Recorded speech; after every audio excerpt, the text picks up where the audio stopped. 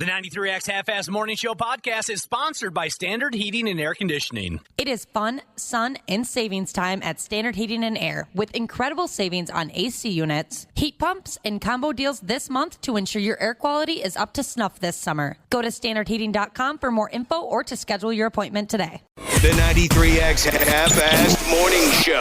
93 Air.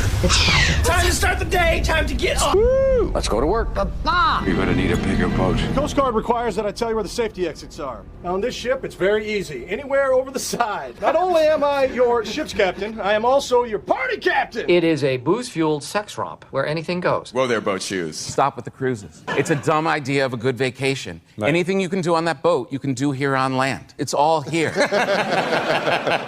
You don't need to go out where you do not belong with 2,000 other people floating around on this giant white toilet. Let's get to it. Showtime.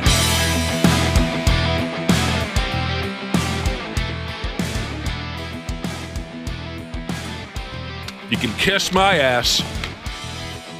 You checked out? Telling you right now, it's our final here on the Half-Ass Morning Show.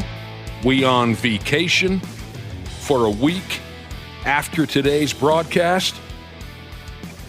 Tonight is our Keep the Noise Down, I'm trying to have a conversation, responsible drinkers only boat party. So you can kiss my ass. I'm out of here. You're all done. I'm out. You checked out. Yep. I remember the moment you checked out, and I believe it was early on Wednesday. Yeah, you're right. That's the first time you told me that you had checked out. Yeah, you're right. I walked in Wednesday morning and I said, Cubby, tell me something. Have you given up already? Yeah, I hadn't and yet. You said no. Not yet. And that disappointed me. Once I got here, I thought, I'm going to give up.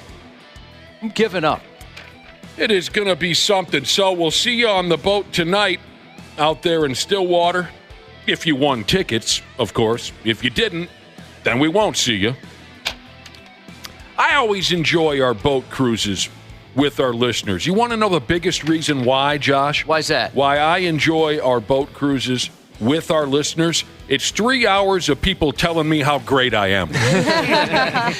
Yeah, usually you're the one leading that charge, but it's nice for somebody else to pick up the baton. That's right. Yeah. That's right. It's 3 hours of me telling people if I know where Nick and Josh are. Have you seen Nick and Josh? They're always asking basically. about us. Yeah. That's Or not and Janelle, true. and Janelle too. Yeah, they always want to know where Janelle is. They're always asking about That's us. not true, and you know it. Yeah, you know, my wife likes it. I love that I can bring my family. I think my kids, they like to count the swear words now that they're old enough to go. I don't swear very often, but sometimes on the boat I do. And They count your swear words. Oh, yeah, they'll stand there and they'll be like, 3 Effenheimers. Mm-hmm. There's number 4. You know, they'll count a couple. I think 4 was my record. And then that's pretty good if your record is only 4. Oh, I try and keep it clean. In a 3-hour party. I try and work clean. And then my wife, I think she digs it that my voice is gone for a day or two afterwards. I have a very weak voice and pelvic floor. True stories. It's got to be true because it happens every time. So there you friggin' go. Maybe I just need to shut up a little bit, I guess. Well, I've tried to talk to you about it. Yeah, but I'm dominating the conversation. I'm talking all over. And you don't let me get my point across because you're just talking and talking and talking. And you're like, all right, I got to go. I'm going to go talk to my friends. And I'm like, wait a minute. Mm-hmm. As if the two of us don't have enough time together. I've tried to teach you the art of closing out a conversation. You haven't quite gotten the grasp of it just yet. But there's always time to change. So here we go. I can't wait. And I was worried, people are like, well, you guys aren't going to have it with all the flooding and everything, but the boat company said, nope, you're good to go. We're floating. So, all right. That's awesome. All right. People make plans. People have, maybe some people get hotel rooms there. And wouldn't that be a bummer if they had to cancel the cruise? Some people get babysitters. It's the first time they could have a babysitter in a month. Yeah, they can finally get out. We got one lined up. We sure do. Later on, a couple special guests will be joining us to help celebrate Randy Shaver's last day as a television news broadcaster. Later on, a couple special guests are going to be diving into the mix. boy, have they been overdoing it on that KARE 11 news show. I was thinking that yesterday, and I know Randy is like, okay, enough. Because I'm sure there's people that are watching it going, no offense, but I did tune in to find out what's happening in the world. And all of a sudden, and they always, and I'm not blaming Randy at all, but it's like, hey, we don't want to become the story, right? We cover the stories, and it has been a lot for Randy. And I've noticed nobody's mad he's leaving, which says to me people are glad. No one seems mad. No, yeah, like if he was that important to people, they'd be furious. That's how it is today, right? You're going to get death threats. I can't believe you're leaving me. What are you thinking? Yeah, that's a good point. No one's flown off the handle yet and acted out with violence, so maybe no one's really going to miss the sumbitch after all. Have they said who's going to replace him? Is it going to be AI? Is there some sort of chat bot or something? It seems like things are going that way, yeah. Haven't heard a word. Yeah, who else is going to script the news and kind of make stuff up and throw it out there? Right. I would imagine Julie Nelson will just handle it all on her own. That's what I was thinking. She's certainly capable of such things. What do you need some donkey male sidekick for when she can handle it all on her own? I usually just read stuff. I don't watch the news like you do, kind of like the rest of the world. But do you? I watch the So, do any of the rest of you still watch the television news? Absolutely not. I used to religiously. I mean, it would be 5, 6, and 10. I love the television news. What was your question? So my question is: so they have obviously. You pretty much answered it. They haven't said, "Hey, here's Squirrely Squirrel, and Steve-O is going to be taking over for Randy Shaver." That would suck. I have not heard a word. Maybe they have made an announcement and I missed it. I don't know. Maybe they're just waiting until after Randy's officially done to unveil who's coming up next. I think Randy Shaver has made mention of this before, but maybe you can tell me if I'm, for the first time in my life, wrong. Is television a little bit like radio to where young people have zero interest in entering the field? Yeah, have you read any of the stories written about Randy? No, a little bit. Did you read the Star Tribune? I scanned to where 93X is mentioned. The rest of the information I couldn't possibly care less about. See, where are we at? Compliment for Nick, There it is. Right.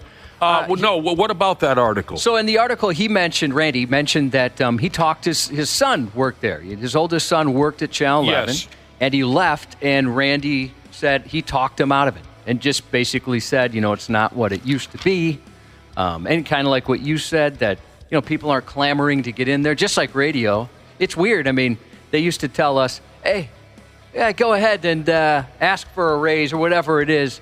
There'll be a line of 10,000 people that want this job. That's so douchey. Now they can't find anybody for this job. And I'm not exaggerating. I mean, why would a young person come and work for a radio station when they can just create their own show in their parents' basement? What do they call it again? A podcast? YouTube show. But television, why aren't young people headed towards television anymore? Well, you can do the same thing on social media. Because you can just start your own YouTube channel. See, I forget about that. Yeah, so it is similar that it's, I don't know if you want to use the term, it's a dying field or I don't know. Well, I graduated. That's what Randy said, yeah. Okay, Randy has said that. I graduated in 2009 with a degree in broadcast journalism, and even then, 2009, they're like, listen, I mean, I'm not trying to talk you out of getting this degree, I'm just giving you the facts. And they're letting you know that things are going downhill in a hurry here, and that the glory days of broadcasting are definitely behind us. I like that you hung onto it after that. I got it, so it's fine. Just know this, today's payday. When you look at your paycheck, you got to just know that there is a guy commenting on videos of people commenting on other videos who makes about 10 times as much as you do. Yep. Oh, that's depressing. Or the kid that has a YouTube channel where he opens up toys and unboxes them makes more per YouTube video than we do in a month. So, really, when you think about it, while we're all sitting around discussing our industries, radio and television, and Randy's retirement, odds are, Cubby and I, we're going to make it. We've put in enough time. We've reached untouchable status, really, in the world of radio. We're going to make it. We will likely finish our careers in this business. The rest of the three of you are probably going to have to go back to real jobs. Oh, yeah. I was already thinking of that. What are you thinking? You might go back to cooking? Wapple? I think I might be able to do something in this field with audio and stuff. I think I got that. Well, I was going to ask. So, You have a lot of experience. yeah, what is your plan for the three of you? Because when we wrap it up, we're getting old, you know. Have you thought about that? Are you going to take over the show? Is the station going to be here? Honestly, I don't even think the station will be here. Yeah, that's Josh, I feel like great question, but I feel like this is going to take us down one depressing ass path. Oh, yeah. Yes. Maybe it's really already do. gotten there. Yeah, just the way the studios and everyone no one knows what's going on around here. Yeah. It's pretty bad. That would be a disaster. Yeah, and that's not just a reflection here. That's the industry. Right? Yeah. It's not ripping on this place. What else is anyone doing with their time away from work? Josh and I want to hear what you're going to do, so then we can judge it and tell you what you're doing wrong. Yeah, and I also just give me a couple minutes after you say it so I can think of a way to one-up it. What are you doing with your time away from work? Go! I'm doing something that I know, Nick, especially you, would not be caught dead at in a million years. Okay, time out. Something I wouldn't be caught. That's almost anything you do. That is a good point. Something Yes. that I wouldn't be caught dead doing. Yes. Okay. Wow, the list is long. It is. The first thing that came to mind was maybe a 3 or 4 day long frisbee golf tournament. No. That would be me. Yeah. Yeah. Well, I mean, yes, I know that, Wapple, you're a frisbee golf enthusiast, but that's the first thing that came to mind. But Dana would be there dressed as a frisbee. That's kind of Dana's thing. And it's look how funny he is. Look at he's a frisbee man, right? Something to do with video games. Not video game related. Go ahead. It is a Ludacris concert, and it gets worse. The Ludacris concert is in North Dakota. Oh, yeah? My wife loves Luda. Obviously, you're not a fan. She has a sweatshirt. How is it obvious that he's not a fan? She called him he called him Ludacris. Yeah, it's Luda, for those that are in the know. You know why? Because Ludacris fans, they don't have time for those extra syllables. Nope, that's way too much time. Actually, that's always kind of bothered me when people do that with bands. They shorten it, and it's unnecessary. Why does everyone that work here have to call it Breaking Ben instead of Breaking Benjamin? Yeah, Josh had like a minor league adult temper tantrum a few days ago, Wapple, when you said Breaking Ben on the radio. We went off air, and Josh said, "Why does he have to do that?" Well, it wasn't that violent, Yes, but I just said, was he in a hurry? Yeah. Why did he have to say Breaking Ben? All So right. fast. You're going and to then Stone Temple Pilots, they'll call it the Pilots. I've never heard that. Why was your call it- STP? I've heard STP. Never Why the would you ever Pilots. call them the Pilots? I've when heard the Pilots. It's easily ST. Okay, well, Dana's going to a terrible concert in a terrible place. Who else? Wapple, your vacation plans go. Absolutely nothing. Nice. I have absolutely nothing planned. Good. That's the a other great one. vacation. Yeah, I'm kind of jealous. Her name's Ashley. Ashley. Probably just play golf and play pool. All right. Nothing too crazy. You got anything going on? Not a damn thing. Nothing? No.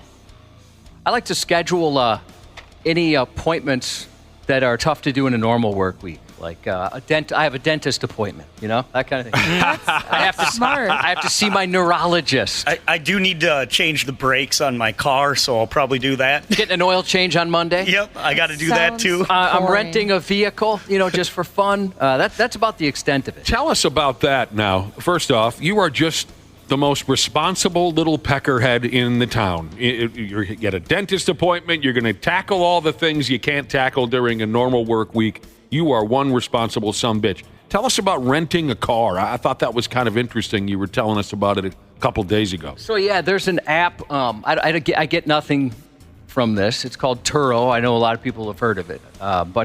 This is not a commercial.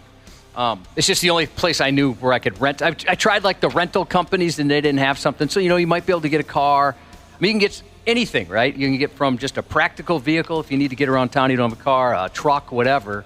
Or you can get something real slick, hot shot type stuff. Yeah, so I thought, I'm going to try, just kind of for my fun thing, driving a car I'll never be able to attain. So I rented a Corvette for a couple days. That sounds sweet. Yeah, they were having a little special, right? You showed us Holiday a picture special. of the car. It looks like a transformer. Yeah, it's really cool. Yeah. It's like the newer body style, the mid-engine Corvette, something I wouldn't be able to afford otherwise. Where are you going to go in this car? To the dentist. Jersey Mike's. I don't know. I think I get like 5 miles a day. So I'm to not. your neurologist appointment. Yeah, I don't know. Here's the thing. I'm probably going to feel so self-conscious in this thing. I'm just going to drive it at night and, stay away from civilization. Yeah, I mean, you got self-conscious.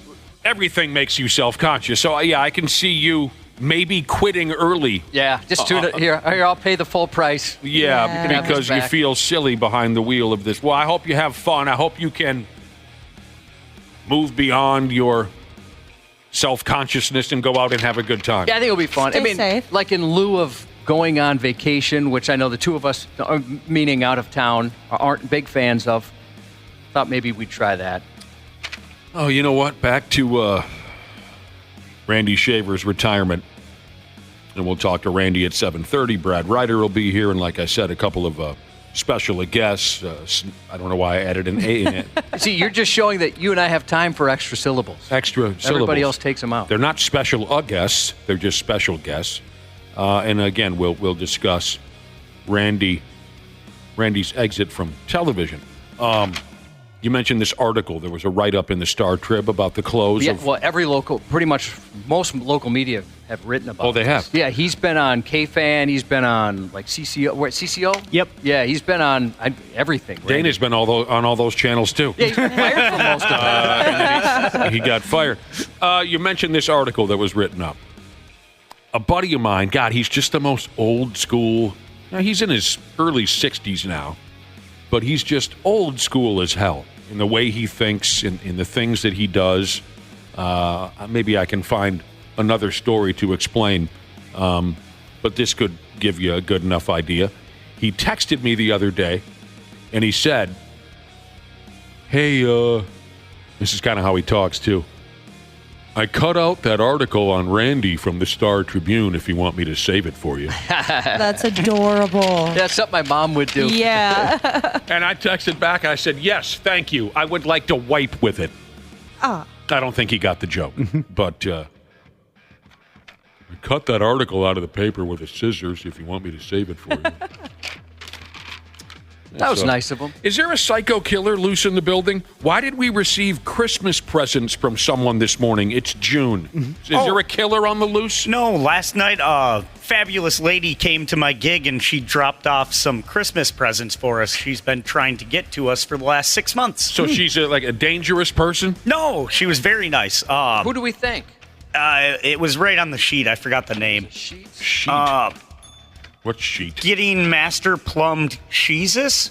Oh, yeah, here it is. Getting master plumbed cheeses. What does it mean to get master plumbed? I'm kind of thinking she's with master plumber Jesus. So she's getting... he's plumbing her. Yeah, that's what I kind of went Cleaning out her pipes and plumbing her... But it is kind of... look at this, a little Christmas push. She gave us Christmas presents. She's been trying to get these to us since December. Yeah, but it is kind of fitting because isn't it pretty much halfway to Christmas now? Yeah, it was like 2 days ago. I don't follow things Christmas like that. Day. Okay. Yeah, so, I mean, kind of. Oh, yeah. Kind of on time. There was some of our coworkers had Christmas sweaters on. Yeah. They were celebrating half Christmas. I didn't know people did that until this year. Yeah, me neither. So, yeah, she got me a Grogu, Baby Yoda. Oh, cool. Nice. Star Wars, Mandalorian-themed Christmas ornament. That's very nice. Thank you. So cute. I'm going to put this up my butt. I mean, on my tree. Yeah, I got an Undertaker one. You got Thank an Undertaker one? An Undertaker what? Ornament. Well, that's why it took so long. It was in honor of the Undertaker. Yeah. He was walking the whole way with him. Well, thanks, lady. Yeah, thank you so much. Yeah, Very super, sweet. super cool. Oh, and she wrote a nice note. Thank you so much. What else is going on? I suppose this should be the first of a couple, 3 times we give folks a heads up on tonight's festivities. Please keep the noise down. I'm trying to have a conversation. Responsible drinkers only boat party. We always have to go through this gimmick, but it's important.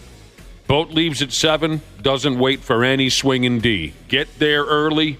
Stillwater can be a real bitch. Parking can be a bitch. Bring your ID so you can prove that you're a legal drinker. Yeah, your guest as well. Your guest has to be 21. Bring some money. Yep. The food is free, but the hooch is not. The companionship is free and priceless, by the way, a combination. What a nice thing to say. Hey, I was thinking of a bunch of rules. Maybe I could tell people on the boat. Number 1, no flirting. There's going to be we've mentioned before, keep your voices at a reasonable volume. Maybe a courtesy flush if you have to. I mean, that might be a nice idea. I'd like everyone to take their shoes off before they get on there. They have nice carpet. I mean, it's just polite. You're being invited on board this.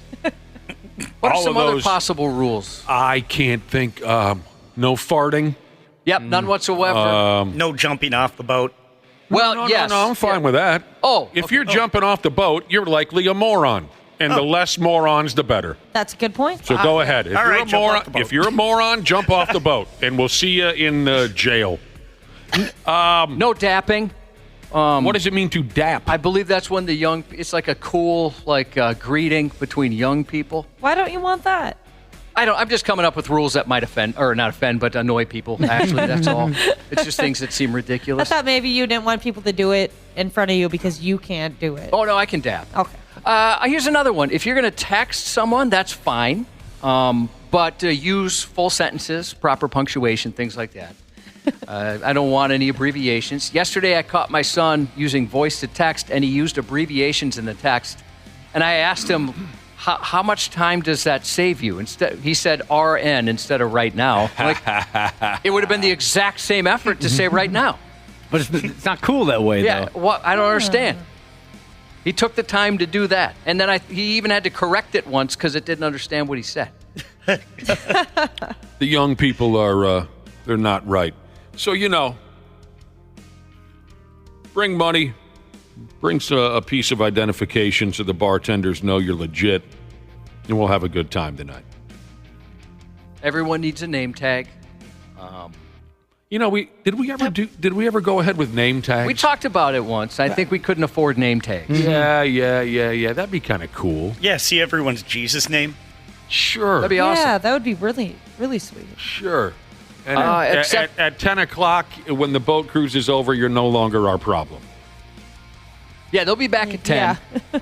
Yeah, they're very prompt, very efficient on that boat. Love that. And if you think you're a good drunk driver, just know the cops are better at picking it out than you are at drunk driving. They're there. They'll be waiting. Especially the Stillwater cops. They've always been known to be pretty good at that. Oh, yeah, they know when you're coming back. And I'll say this, and every year they've been very cool.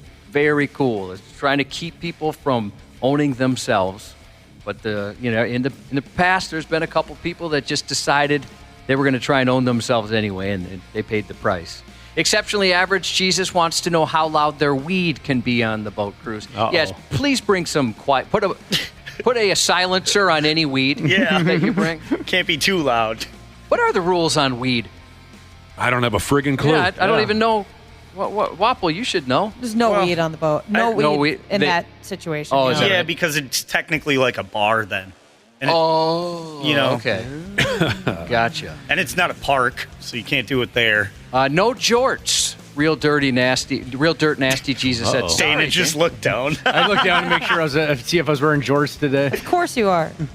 Anybody have an outfit picked out? No. I was going to go shopping, though. Do you want to come with? I already went to Kohl's and I picked something out. Nice. You went already? Did you use Kohl's cash? I got some Kohl's cash. Nice. You really do already know what you're wearing tonight, don't you? I do. Yes. Yeah, and just in case there's an accident of some sort, I purchased a hoodie. I like to wear hoodies. I don't know if you noticed. Okay. And I purchased a T-shirt, which is exactly the same as the hoodie. Just in case somehow that hoodie comes off, I'll be in the same exact thing. You're awesome. You are an outfit planner. Yeah, it's exactly the same.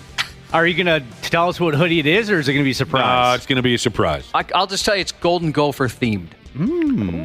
What the hell? You're an outfit planner. Usually what it is my plan is whatever I put on Monday, I will have through probably Friday or Saturday, which is the case here. I've been wearing the same thing. It feels pretty good to be in the middle of Ultimate Eff-Off Day. Today's our final. We're going on a little vacation next week, but before it's all said and done, Randy Shaver, Brad Ryder, and special guests at 7:30, and then tonight, our boat party. So I guess hang on to something. We got to take a break, and we'll be back in a few minutes on the Half-Ass Morning Show. The 93X Half-Assed Morning Show. Are you ready to beat the heat this summer? Standard Heating and Air Conditioning is here to help you say goodbye to sweltering heat and hello to ultimate comfort. Ashley, what specials do they have going on this month? It is fun, sun, and savings time at Standard Heating and Air with incredible savings on AC units, heat pumps, and combo deals this month to ensure your air quality is up to snuff this summer. Go to standardheating.com for more info or to schedule your appointment today. This episode brought to you by Progressive. Whether you're driving, cooking, or doing laundry, Progressive knows the podcasts you listen to go best when they're bundled with another activity. Much like how their Progressive home and auto policies go best when they're bundled. Having these two policies together makes taking care of your insurance easier and could help you save too. Customers who save by switching their home and car insurance to Progressive save over $775 on average. That's a whole lot of savings and protection for your favorite podcast listening activities, like going on a road trip, cooking dinner, and even hitting the home gym. Yep, your home and your car are even easier to protect when you bundle your insurance together. Find your perfect combo. Get a home and car insurance quote at Progressive.com today. Progressive Casualty Insurance Company and Affiliates. National average 12-month savings of $779 by new customers surveyed who saved with Progressive between June 2022 and May 2023. Potential savings will vary. Not available in all states. Stupid news on the Half-Assed Morning Show. All right. Welcome back to the program. Before we aggressively scissors today's stupid news report, maybe we should get that Luther Bloomington Kia text line cooking. Our final set of boat cruise tickets aren't going to give themselves away. So why don't you go ahead, text the word tank, T-A-N-K, tank, to sit. Well, what the hell connection does that have? I don't know. That seems like a sinking reference, does it not? Yeah. Obviously, you know how the gimmick works. Usually it's some boat-related term. I'm not following tank. Well, the guy that used to come up with these, he was very clever. He's moved on. He wanted to go work somewhere else. And so, we got a new person coming up with these, and this one seems ominous and threatening. I don't like that. Is it like a fish tank? Is it let's get tanked? Maybe. Gas tank? Any of those are possible. You know what? I'm telling you right now, any of those are possible. Text the word tank to 651-989-9393 for a shot to win our final tickets to the Half-Assed Morning Show Independence Day Boat Cruise. It's tonight on Stillwater River Boats. Good luck. It's possible that some far less talented on-air personality might have a set of tickets later on in the day. I don't know. But this is all we've got left. So good luck.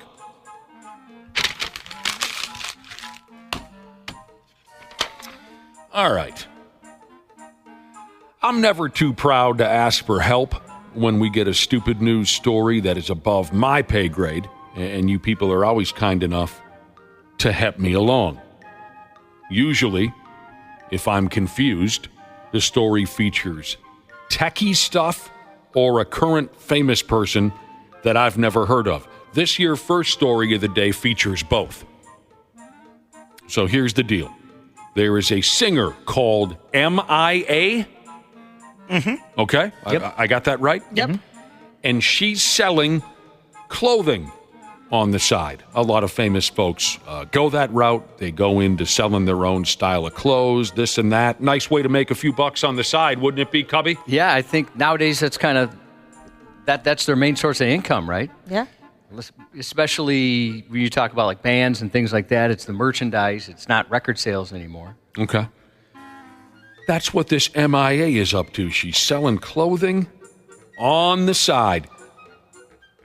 Her clothing line includes an angle that throws me. It says here, her clothing will not only make you look cool, I guess, but it also claims to block 5G waves from entering your body. Talk to me about 5G waves. Finally. Where do they come from? Why would I need to block them from my beautiful body? Yeah. Cell phone towers. Cell phone towers. Yeah, I'm glad. I have a scarf that blocks chemtrails. Good. You probably have seen me wear it. Nice. I can put your logo on it. I mean, whatever you want. I'd love to get my hands on one of those. Ashley, you get a discount. Oh, thank you. I lost my pen. Okay, what's going on here? This is a thing? People are afraid of cell phone towers? Very much so. Yes. 5G especially, yeah. And That's too many G's. Too many. how many G's are you comfortable with? Me? G and a half? Yes, you. Well, as far as I was, after D, I got very nervous. I can only handle one D at a time, and then they keep moving. No, G's. I thought it was 5G. Yeah, it's G. See, they've moved from G. I mean, you got your E, you got your F in between there, and I'm out, baby. Give me the tinfoil. All right, I don't understand what's happening here. By the way, I have the world's cheapest tinfoil at my house. It sucks so bad. Oh, see, that matters. You got to splurge on the. Did you go to the dollar store? Yes. Oh. Well, one of those places. I don't want to call it the dollar store. Yeah, it was the dollar store. Here's the kicker now. The whole thing is...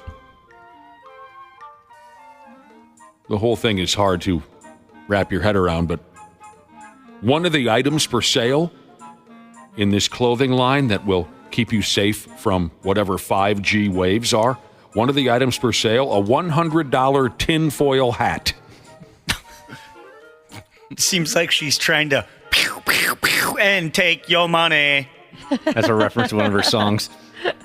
I knew a real deal tinfoil hat guy way back in the day.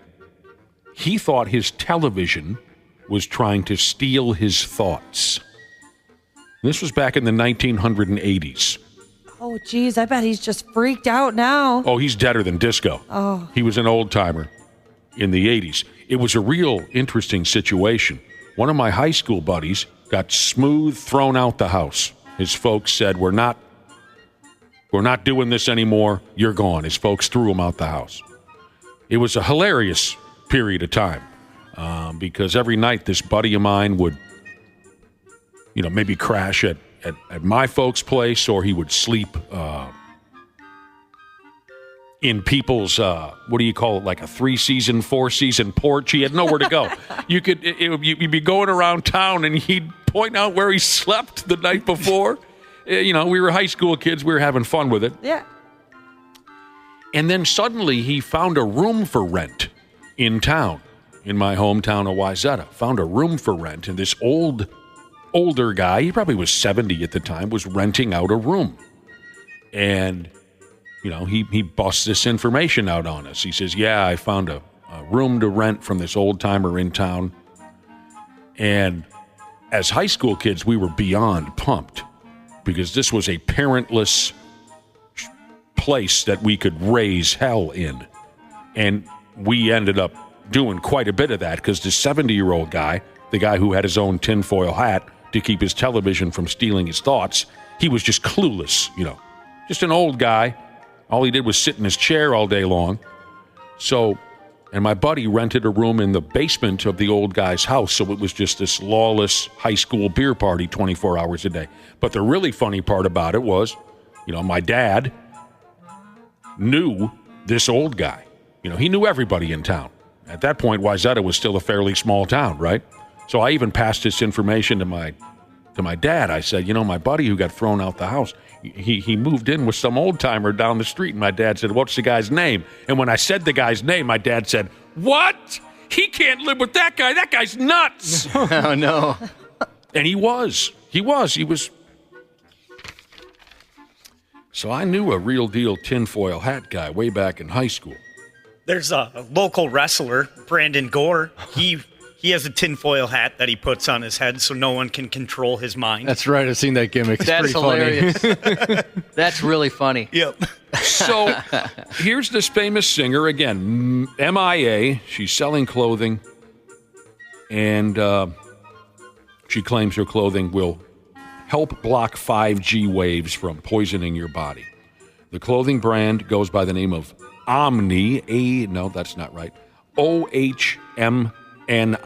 Omni. It's described as, quote, armor of the modern knight in the age of modern technological warfare. They also call this clothing line your last frontier at preserving your privacy, autonomy, and rights over your body and your data. If you look them up, the folks at Omni also go on and on about the dangers of modern technology, like indiscriminate tracking surveillance, mind data mining, social media overload, AI, augmented reality. My goodness. Can you imagine what a bummer it would be if somebody screwed up and it actually enhances the 5G waves coming into your brain? It's like a magnet for it, a lightning rod of 5G you become. Are they kidding? Is this a joke?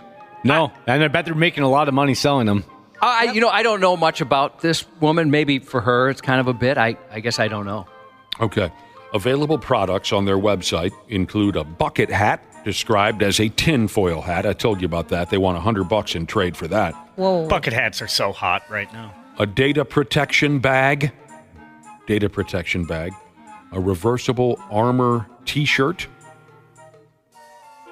Everything is made with pure copper nickel shielding fabric, which offers exceptional electrical conductivity.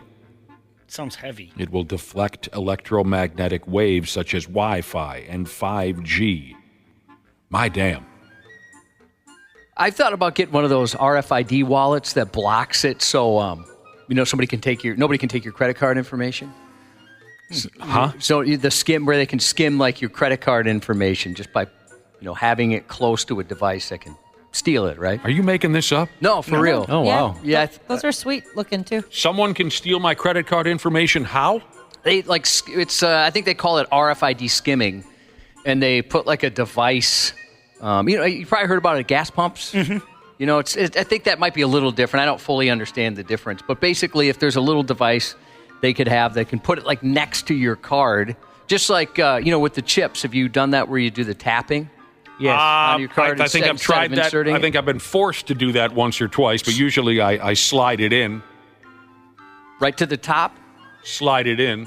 Are you ever going to stop? Slide it in. So, that same technology, they can take your credit card info. F me. And so they make wallets that supposedly block it. This is all really happening? What else are they selling here? Potency boxer shorts for $50 to protect you and your future generations. It'll block the 5G waves from hitting you in the nuts. A poncho claiming to provide full coverage of your brain, gut, lungs, heart, and womb. They're not done yet. The website just goes on and on and on and on. They say if the conspiracy theorists are wrong, good for you, you own some beautiful clothing. But if they are right, you might have just saved the future of humanity. You're sure they're not kidding about this, Dana?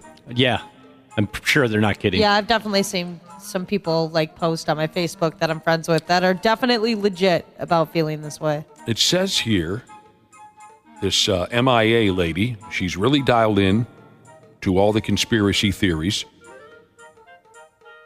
She's made several posts on Twitter about the dangers of 5G. She once wrote on Twitter, in 10 years, all of us will mature. That's not the word. In 10 years, all of us will mutate into radioactive cyborgs. Okay. Sounds kind of cool, actually. Yeah, that sounds sweet. But you know what? If that doesn't happen, can we get back to you on that when it never happens? This is why I say that. The conspiracy theory folks that I know, oh my damn, do they love to endlessly talk about what's for sure going to happen, right? And if you question them at all, they are offended and you are an ignorant moron, right? Mm-hmm. But when time after time after time, their weird little predictions are proven wrong, they refuse to say a word about it. They refuse to admit that they were wrong. It's the strangest thing. This is just my experience. They're wrong time after time, but they still think that they are the primary source for inside information. I get a big kick out of it. It's got to be kind of nice, right? To have that mentality that you're never wrong. You're never wrong. Even though your track record might suggest otherwise? Yes, you're never wrong, even though you're constantly wrong. And their favorite gimmick is this. I love this. Well, this is it. And, of course, you have to say, okay, what? What is it? Today's the day. The whole country collapses. This is it. Today's the day. And you have to then appease them by saying, okay, explain yourself. Well, this and that and the economy and the this. And so they predict the end of America endlessly. But you are, if you bring it up to them 2 weeks later, hey, what happened to that end of America? They're pissed off that you brought it up. I told you before, I've never really had thoughts like that. There's a book series I read where I thought, I'm going to become a doomsday prepper now. Oh my gosh, this is going to happen. It got me. You can't read that kind of stuff. It was a great book series, but yeah, I thought, well, I know exactly what I'm going to stock up on. I'm building a bunker somewhere. I'm getting ready to go. Where would you have built your bunker? I don't know. I needed some advice on it. And also, how do I build a bunker? We talked to those people at the fair that made those shipping container houses, that you could actually build on. You could, dig a hole and put it underground. Oh, yeah, those were sweet. I'd like to dig a hole and put you underground. Oh! I didn't mean that. Can I at least be in a shipping container with some Wi-Fi? No. Nope. Oh. Okay, just help me out now to close this topic out, because I'm unfamiliar. What is the 5G? What are the 5G waves doing to us? What are people afraid that it's doing to us if a cell phone tower is near you? Help me out with this. I think there's various theories on it. Okay. Yeah. I mean, it depends on who you ask. I'm willing to hear Making you sick, getting you cancer, stuff like that. Which, who knows? I have no idea if that's the case or not. I don't know anything about it. I'd imagine standing next to a cell phone tower probably isn't the best idea. I don't know how far that goes. Like I've stated already, go ahead with all your conspiracy theories. I find some of them very interesting. But like I already stated, it just annoys me when you talk down to people and say, you didn't know about this? You didn't know this was coming? And then when it doesn't happen, you get mad at people for calling you out on it. Yeah, I guess it can cause cancer to some people. When I was a kid, we used to think it was so cool. There was a cell phone tower by my house. We used to think it was so cool to run through the woods and we eventually found the bottom of the cell phone tower. We thought it was so fun to hang around it because I don't think you're technically supposed to. Okay. So if this is true, if it's bad for you, I am screwed because that was a huge part of my summer. A friend of mine used to climb Go them. hang out by the cell phone tower, guys. I don't know. It's in middle school. There's nothing else to do, Waffle. A friend of mine used to climb those pigs for a living. Oh yeah, one of them. What? And once he had to take a poop in his pants. Oh no. Yeah. Yeah, my buddies would climb towers and stuff like that. Well, no, I'm talking about for a living. I'm talking about they would do it for fun. Well, yeah, climbing stuff for fun as a kid, hell yeah. But how tall? This buddy of mine said it. It was insane how high up he would be. He didn't keep that job very long. It kind of freaked him out, not because of the 5G waves, but because he was, I don't even know how many stories. How many? Can anyone take a guess? I got a couple buddies that do it. But yeah, they're very brave. They can be 50 to 400 feet tall. Dude, he'd be so far. One time he was so far up there, he said, well, I got to take a deuce. And they said, just go, man. Just go. Yeah, what else are you going to do? Nothing he could do. Oh, boy. I don't know about this one, Nick. I was just thinking of an effect of 5G. And you have there's nothing you can do about it, right? You've got a 5G phone. I know this about it. Yeah, you do. Okay. It can cause you to, without wanting to, cheat on your spouse. Oh, no. I'm just saying, and hopefully you can, if that ever happens, obviously it wouldn't be your choice, nothing you can do about it. I've never needed a phone for that. I'm not. Well, more of an excuse if you needed an excuse. And it was always an accident. Yeah, absolutely. It was always an accident. How did this happen again? Damn it, Cubby, more techie crap here. And I'm going to have to just go ahead anyway. I'm just going to read. You can't edit what you don't understand. A Japanese company, but I know, again, you folks will help me out. A Japanese company has developed an artificial intelligence filter that can, brace yourselves now, this is a lot. They've developed an artificial intelligence filter that can detect angry screams and translate them into calm speech in order to reduce the stress experienced by call center operators. Do you understand what I just told you? That's pretty cool. Do you understand? I'm trying to piece it together. So it's like someone screaming on the phone at you. It'll translate it to someone being nice to you. Well, at least the tone. Yes, that's what at least the tone will be calmed down. Okay. Yes, that's what you're right, Wapple. Less frantic. I mean, I have a couple programs that voice changing stuff that you can do, and you can scream and it'll make it sound like you're whispering, or make it sound like you're talking, or something like that. But of course, if you cuss someone out, this particular what I've got doesn't change what you say, just how it sounds. Right. That's exactly it. Large tech companies have dealt with angry callers for years and years and years, day after day. But that's a tough gig. Yep. Customers taking out their anger and frustrations on whoever answers the phone over at the large tech company. I've done that a couple times, and I feel absolutely awful.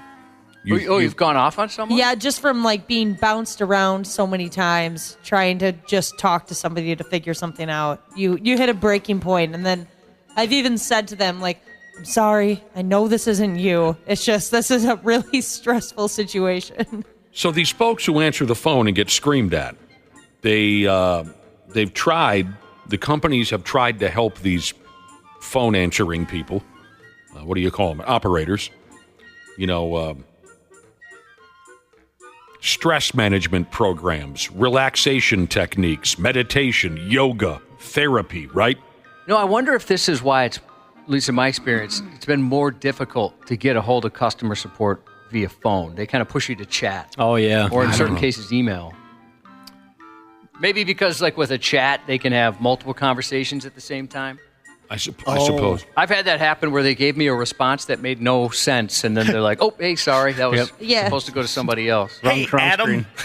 No, my name's Josh. So this is the next step to try to help these operators out.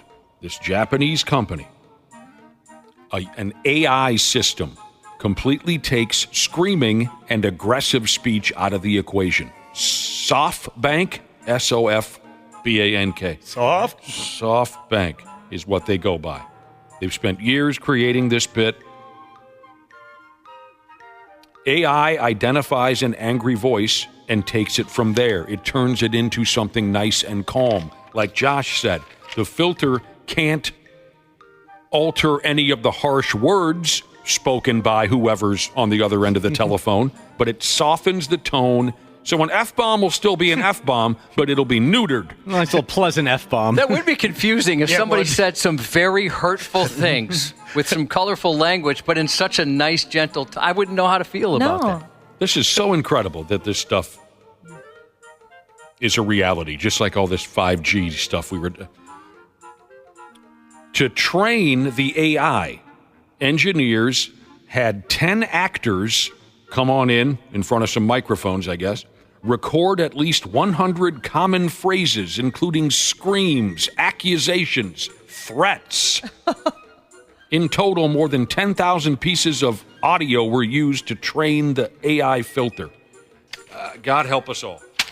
March Madness Jesus said that that's 100% true. At a chat center he worked at, they would talk to about 3 people at a time. How do you keep that? I mean, you've had 3, 4, 5 girlfriends at a time. I don't even know how you keep that straight. But yeah, you end up at the exact same time. That'd be tough. Yeah, if they're all there. Yeah, you end up. It's hard. It is. Yeah. It takes a special kind of person. You repeat stories. Yep. Get nervous. Did I tell you this already? That you know what? That's funny, Ashley. When you're cheating on someone, you almost begin every sentence with, "Did I tell you this already?" Yeah, because you can't remember which one you were talking to. I swear I did. Which one are you now? All right, something from the Book of Social Media Nonsense, Chapter 6 Billion. We get dumber and dumber every day, don't we? You want to hear what the young people are up to?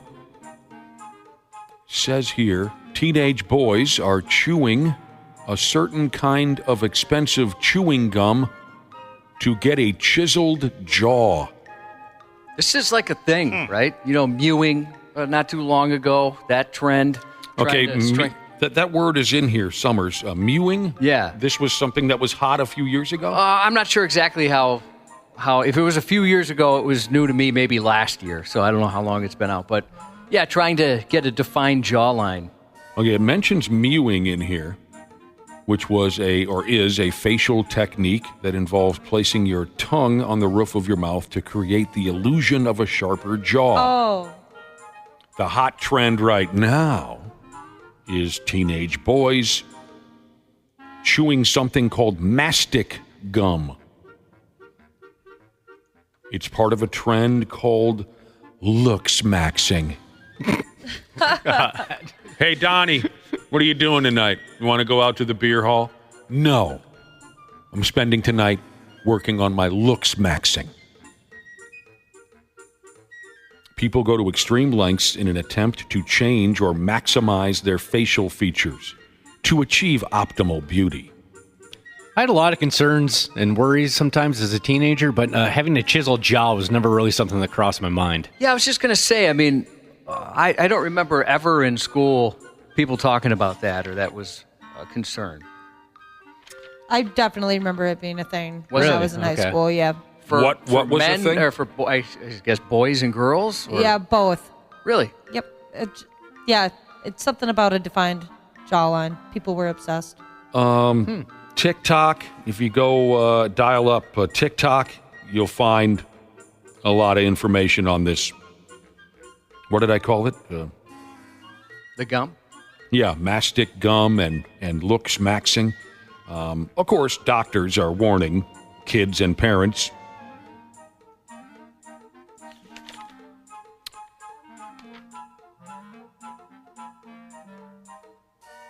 There's a product called a jaw trainer. Oh, that doesn't sound good. You chew You on... could make that dirty, I bet, if you really wanted to. Yeah. You chew on something or another for 10-minute intervals. A 2-month gum supply costs about $42. I don't know. This is just...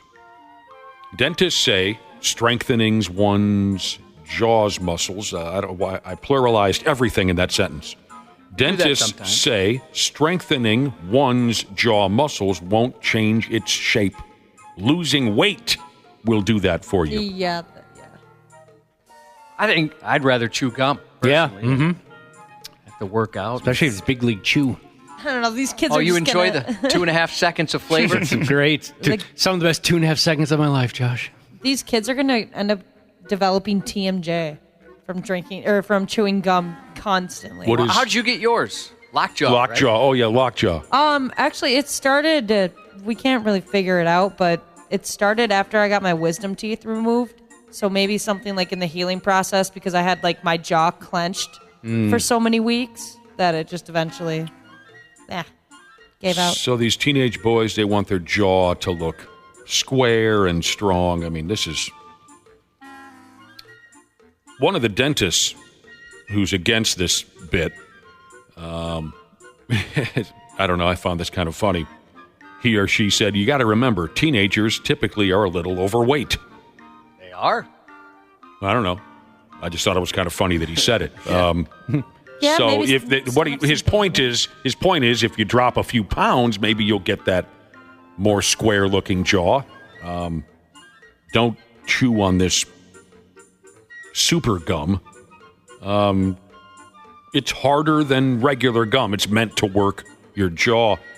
Chewing on gum that's multiple times harder than regular gum for prolonged periods can crack a weak tooth, and it's hard on the jaw joint. I'll be hard on your jaw joint. Oh, I'll bet. I will. That makes my jaw hurt thinking about that, difficult gum to chew. Oh. Sometimes my jaw pops because of the jaw surgery. I couldn't even imagine that happening with gum. Ugh. Yeah, they say the mastic, I mean, that's like vinyl siding, right? I think when Yeah. I had vinyl siding, it was mastic. Well, now there's a worse route to take, it sounds. That's what it sounds like to me. There's a worse route. Bone smashing. Oh, yes. I remember us talking about that. That's not a subtle name, right? No. You hit yourself in the jaw or the cheekbones with a hard object attempting to chisel your face. Yeah. I will never care what I look like. enough to ever do something like that. I don't That's remember. got to be somebody messing with someone, right? Mm-hmm. Seeing who's dumb enough to do it. Hey, just take this hammer to your face. Trust me, it's going to work. Good God. You're going to end up looking more messed up than you did before. All right. On a much less serious note, those first 3 stories were just so different. We're down to street level here now where I can easily understand what's happening. Some doofus who wouldn't stop spray painting Beavis from the Beavis and Butthead show all over the city of Detroit, Michigan, has been arrested. They finally got him. The Beavis Bandit. The dude is a graffiti artist, don't you know? He bragged about how do you say? I almost said spray tainting. He bragged about spray painting the silhouette of Beavis all over town, and then he got caught, and now he's looking at a felony charge. It would be so cool if he had a friend that once he got arrested, his friend went around and started painting Butthead everywhere. Right next to all the Beavises. Yeah. The graffiti dude is named Brian Heron, but he goes by the nickname of BVIS. Like, say, when he tags a building, he'll leave that behind, BVIS. He just can't get enough of spray painting Beavis's face wherever he goes. I'm not sure. I'm not sure what he has against Butthead or Mr. Anderson or Stewart or Todd or Mr. Van Driesen. I would mix it up a little bit if I were him. Beavis has a hell of a jawline. Yeah, he does. To go with that theme. Speaking of jawlines, yeah, he has and Butthead has no jaw. No, he doesn't. Nope. Not at all. His what do you call this right here? His chin. It's his tucked chin in. is, yeah. Yeah. Beavis does have a little bit of an underbite he could work on, maybe. Aren't you them kids that was whacking off in my trailer? This Heron, the graffiti artist, he says he has drawn, quote, well, this is his direct quote, I have drawn like thousands of Beavises in the city of Detroit. He says he likes Beavis, the character, because he brings happiness. Well, yeah, he does, but dude, you can't just go around spray painting buildings that don't belong to you. Grow up, for Christ's sake. And he's been charged with a felony. Felony. Bro. And they're tired of it. Not to be a deck, but I expected better. You know, if you were... Oh, I didn't see it. It's like there was one I saw that I could tell was Beavis. A couple other ones I would never know that was Beavis. Mm-hmm. Okay. You would think, like, that's your thing. I'm the Beavis guy. Yeah. That you would be... Like Mike Judge would say, once you get out of prison, I need you on my animation team. I don't know if that's... Once you get out of prison. I don't know if that's going to happen here.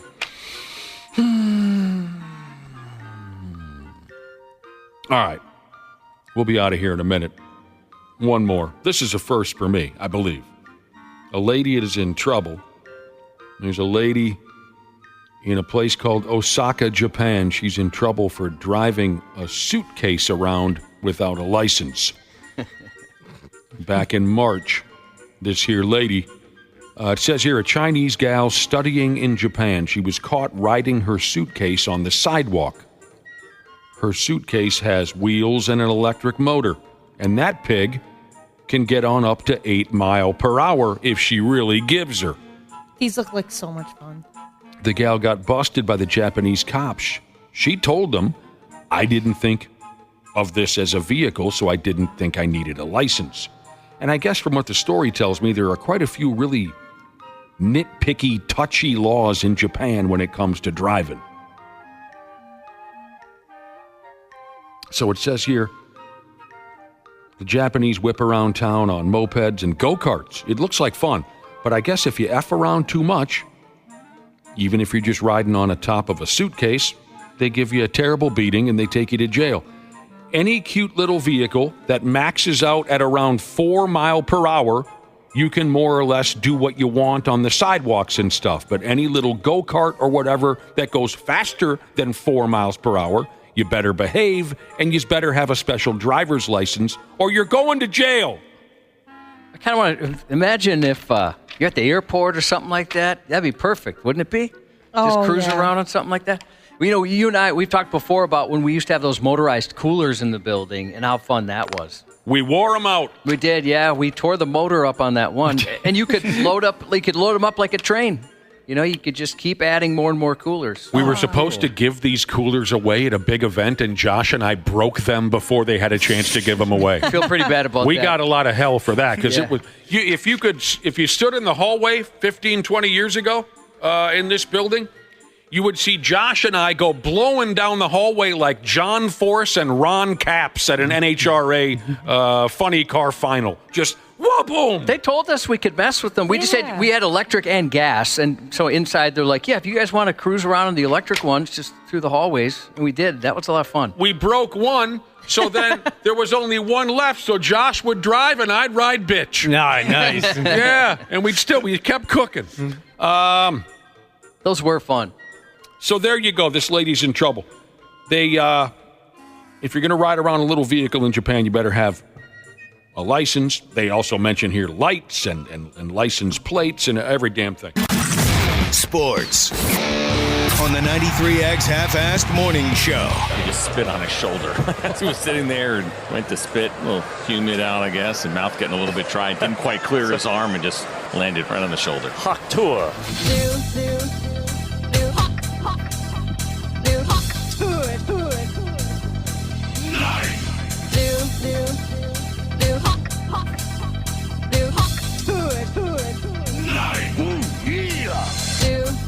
What the hell's Randy Macho Man Savage doing in there? DJ Cumberbund, any of his mashups, he always puts in Macho Man.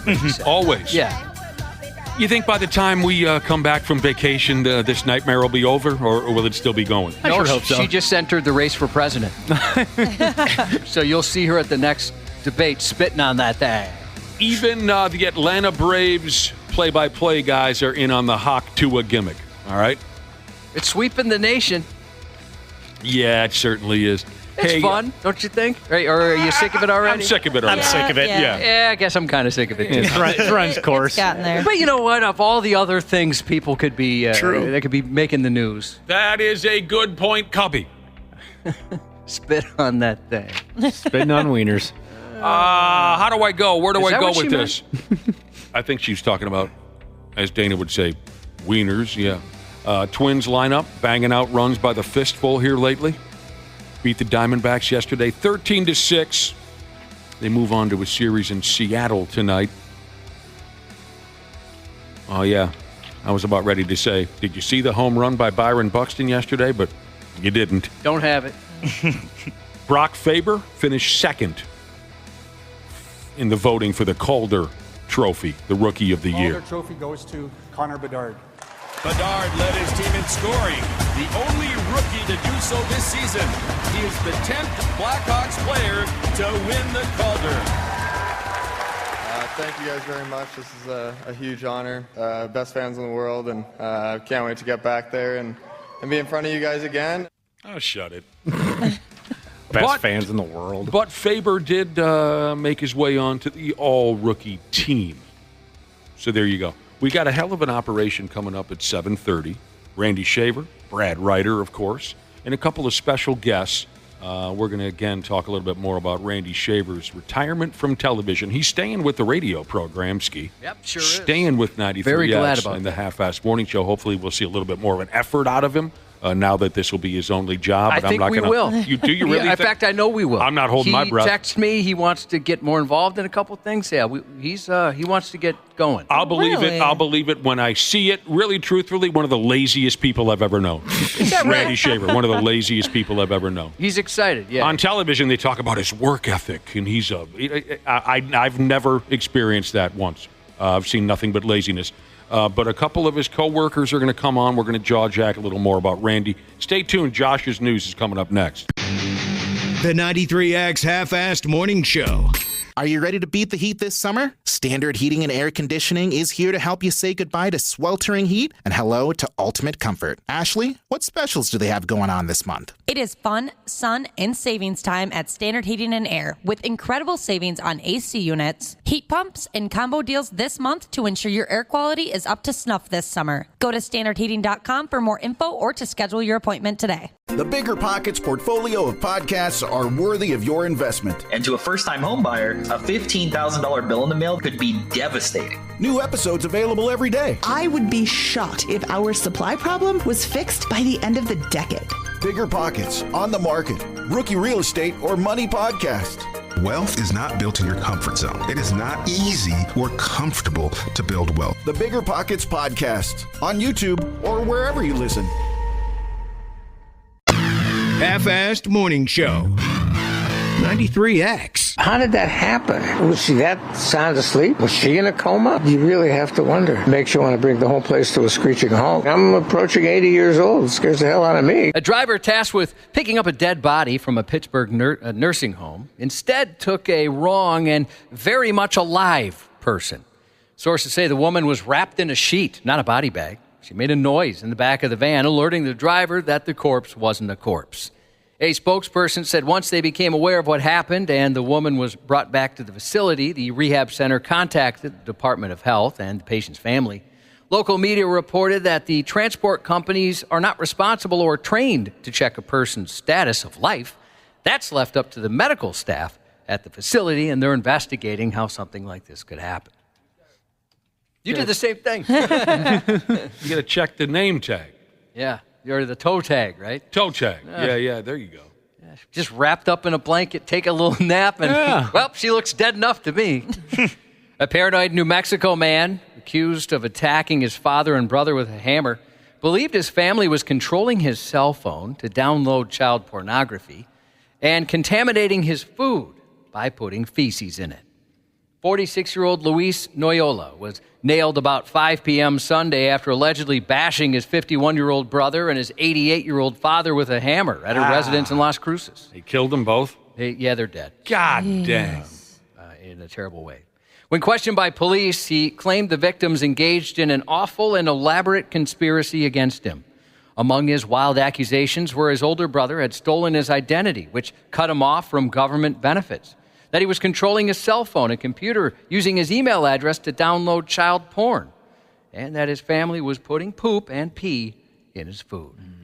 There's no proof of that? Not yet. Surprise, surprise. In a less troubling tale of turds today, residents of a Connecticut neighborhood are dealing with a sewage tsunami after a manure truck rolled over, collided with a car, and spilled its odoriferous cargo. Ann Bedard said she heard the sound of the crash and rushed to investigate. The truck was upside down. You could literally see tires, and it was still kind of like in motion, and it finally came to a stop after it hit my neighbor's car. There was a lot of poop. She discovered a manure truck had rolled over and struck her neighbor's car, causing it to spray manure on her yard, a neighbor's yard, and their homes. Literally a waterfall of brown. All of a sudden, we see the sewer come out of the truck, and it was just flooded down our property. A fire department spokesperson said the cause of the Tuesday Pukaki is under investigation. He said the driver of the truck sustained minor injuries. Is your neighbor Biff Tannen from Back to the Future? That's the first thing I pictured, too. Yeah. A middle schooler presumably had a tough time wiping after pooping at a New York barber shop. I always do. Because he accidentally shot himself in the wiping hand. Officers went to the Master Barber Shop in the Bronx Tuesday afternoon about 1:30 p.m. after someone called 911 to report a shooting there. Police found a 12-year-old boy with a bullet wound to the hand. Sources said the shooting appeared to be self-inflicted, and the kid was in the bathroom when the gun went off, presumably killing his sex life at the same time. Authorities brought the 12-year-old to Harlem Hospital, where he was listed in stable condition. He shot himself in the ass or something? In the hand. While he was wiping his butt? While he was pooping. I don't know exactly at which time, but the gun went off and shot him right in the head. I bet that gave him a heart attack. It gave everybody there a heart attack. Yeah, but I'd imagine especially him. He got the worst of it. I hope he got to wipe before they took him to the hospital. I don't know. A man arrested in Florida Wednesday was accused of causing thousands of dollars in damages to a Walmart delivery drone by shooting it. 2 years ago. Walmart delivery drone? Yep. They were testing it and showing what they called a proof of concept yesterday. 2 years ago, Walmart announced it was rolling out drone deliveries in Florida. According to police, the drone was about 75 feet in the air when one of the crew members heard what they thought was a gunshot. 72-year-old Dennis Wynn said he used his handgun to shoot at the drone after it flew over his house while he was working on his pool pump, recounting past experiences with drones that he said he thought were surveilling him. They say there's $10,000 worth of damage to the drone and all sorts of stuff. I'm going to wind up having to find a real good defense lawyer. There's Dennis there. While waiting for a transport vehicle, he allegedly yelled out to a neighbor he was going to jail for shooting a drone. He sounds like a bright guy. He'll get it figured out. He's tired of them watching him, you know. What do you think about a delivery drone, huh? That's kind of cool. Yeah, that's sweet. I don't know how... Gather the kids around the driveway, after you order some Doritos and a bottle of milk, and let's watch the delivery drone fly into the neighborhood. Is that how it's going to play out? I guess so. I'll be damned. Bottle of milk. You were saying... Is that not a thing anymore? Well, I'm sure they probably are sold in bottles. Yeah, definitely. You were saying the other day that you have a no soliciting sign up. Has it worked? Yeah, I think it has. Has it? Yeah, I think it has. We dumped a no soliciting sign on the front door. Yeah. Have you hung one of those at Cubby's crib? I have something similar. I just installed it. Well, I laid it down yesterday. I have a mat that says, "Nah, we're good. No soliciting." Oh. That's cute. Nah, we're good. Nah, we're good. Okay. Yeah. A Google Maps image of a woman flashing her bare breasts outside of an Iowa bar has gone viral, prompting the tech giant to pixelate the X-rated image.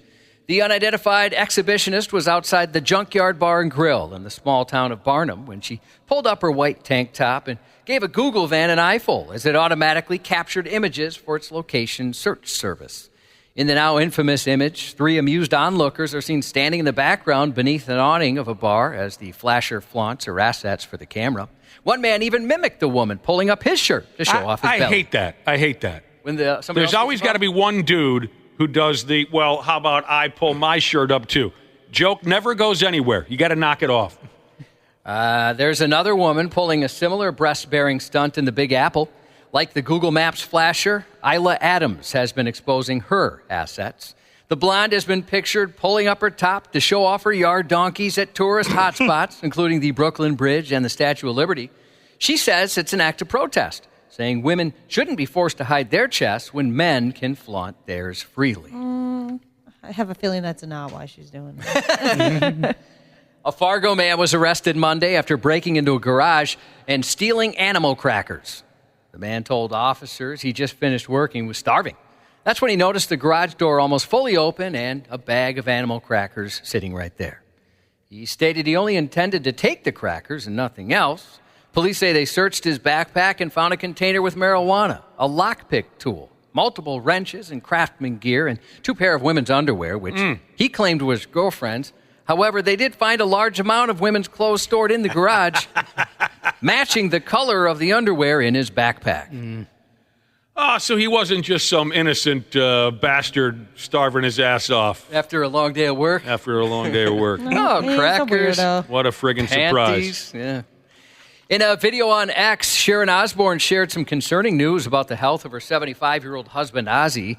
The Osbourne family was due to make an appearance at the upcoming Mad Monster Party in Phoenix, but had to back out due to some health concerns. Regretfully, the Osbourne family have to cancel our upcoming appearance because Ozzy is unable to travel at this time. All I can do is apologize that we won't be there, and I'm apologizing for people we've let down. The cancellation comes just 2 weeks from the start of the horror and sci-fi convention, where a meet and greet package with the Osbournes cost $666. In further Osbourne news, Ozzy Osbourne and Lemmy from Motorhead were great friends, and soon they'll be fighting crime together. Sharon's working on a cartoon featuring Ozzy and Lemmy as superheroes. She said it's irreverent and funny, and we're excited about it. There better be subtitles. So far, there's not many further details at this point. I hope he, Ozzy, voices his part. 2 of the hardest to understand people that I've ever experienced in my life. New music this week includes Nothing More's 7th studio album, Carnal, featuring guest appearances from members of I Prevail and Disturbed frontman David Draymond. Our Muppet pal Wapple, very excited about Knew Nothing More. This album's great. Yeah, you are a fan. Also out this week, the duo consisting of Tracy Guns and Striper singer Michael Sweet. Oh, my God. Sunbomb, with their sophomore album, Light Up the Sky. Check out 93x.com for the rest of the week's new music, including the latest from the hard-rockin' Mexican trio of sisters, The Warning, and the latest from Imagine Dragons on our notable new releases post and our weekly playlist on Spotify. Tracy Guns and Michael Sweet from Striper, you say? Yep, they got a thing going. Well, I'll be dipped. They sure do. A Quiet Place Day 1 invades theaters this week. The apocalyptic horror film is a prequel that takes place before the events of the first movie. The new installment follows a woman who must survive an alien invasion in New York City. And like the first two movies, the aliens have extremely sensitive hearing. Also in theaters, Kevin Costner directs and stars in his new Western Horizon, an American saga, where families, friends, and foes discover the lure of the Old West as the Civil War divides the country. Then Sunday night on A&E, back-to-back biography episodes featuring Sammy Hagar, followed by Sebastian Bach, and Sunday on AMC, the second season finale of Anne Rice's Interview with the Vampire. Shout out to longtime podcast listener and first-time texter, Get Out of the Fast Lane, Jesus. We appreciate you introducing yourself to the brother and sisterhood. Best of luck and safe travels to Banjos and Moonshine, Jesus, as he and the wife are moving to Arkansas this weekend. I don't have a name behind this text, but we send our best to their dad having surgery next week. Today is Poopin' in Your Shoes, Jesus' last day at his current hellhole job. He's very excited about that. Get Congrats. The hell out of there. Nice work. Get out. Happy 50th birthday to the dog is not my boss, Jesus, from Tam and Back Cracker Jesus. Happy birthday to Not a Morning Guy Jesus, who has a birthday next week. 72-year-old Tool fan Jesus wants to wish his firecracker wife a happy 4th of July birthday. Happy birthday to Garbage Truck Fixer Jesus. Sprinkler Fitter Jesus sent the Luther Bloomington Kia text line a happy birthday shout out to his dad, Fuel Hauling Jesus. And hoping our pal Dana has a happy birthday on Sunday. Aw, thank you, Josh. That's 93X News. You're welcome. KARE 11's Randy Shaver. He's very hairy and has a great disposition. Like I said, he loves to hug and he loves to give kisses. On the Half-Assed Morning Show. Maybe the strangest tradition of all, right? The retirement party. Really? You're giving me a gold watch on the first day of my whole miserable life that I don't care what time it is? I've been looking at a watch for 50 years. I'm never looking at a watch again. Watch me trade this in for a hammock. All right, here we go. What are we doing now? Very special stuff happening here. As Randy Shaver told us yesterday. Hi, Randy Shaver. Good morning. As Randy told us yesterday. I'll bet. Yesterday was his final real day of work as a television newscaster. Today and tonight, he's just going to drink beer and F around all day till the 6 o'clock show. And then try to hold it together during one final show. All week long, Randy's on-air partners have been falling all over him, and we appreciate two of them joining us this morning to tell us the real truth about Randy's firing that's clearly been disguised as a retirement. Please welcome to our show Belinda Jensen and Julie Nelson. Hello, ladies. Oh, God. Good morning. Good morning. Good morning, Julie and I'm Belinda. surprised Julie's up this early. Oh, my God. Well, you're I'm sure my voice sounds like I've been up for hours. Well, I got up about 2.5 minutes ago, so hello. You sound great, Belinda. You sound well rested. The sun will come out tomorrow. Oh my gosh. Will tonight's show, 6 o'clock show, will it be difficult for all of you to keep your emotions in check, or are you all cried out at this point? Yeah, I'm done. I'm actually done. I cried last night, and he needs to just leave at this point. We've really been dragging this out. As Belinda said last night, we've been saying goodbye to you for 17 months. About it. No, I think it's going to be. Randy said it best. It's surreal. Part of me can't believe it's happening, and another part of me can cry at the drop of a hat. So I don't know. It's anybody's guess what's going to happen tonight at 6. I'm not coming back for the 10 tonight. I'm just gonna walk out the door as Randy walks out the door and pretend I'm not coming back either. Well, it ought to be something. It's I've been watching all week. I watch, Randy Shaver, I watch your program every damn night, me and my friggin' wife. I know you do. We sit and watch, so I'm very familiar with Julie and Belinda. I watch every night. Will there be gag retirement gifts given on air tonight? Well, we certainly couldn't reveal that right now, sir. Well, no, I'm just looking for a yes, or you don't have to tell me what the gift is, but I mean, the traditional rocking chair, whatever. Exactly. Yeah, a little comforter, Afghan. Yeah. No, I think they're going to be, well, hopefully he won't think they're gag gifts. There's some things we put a lot of thought into that we hope he likes.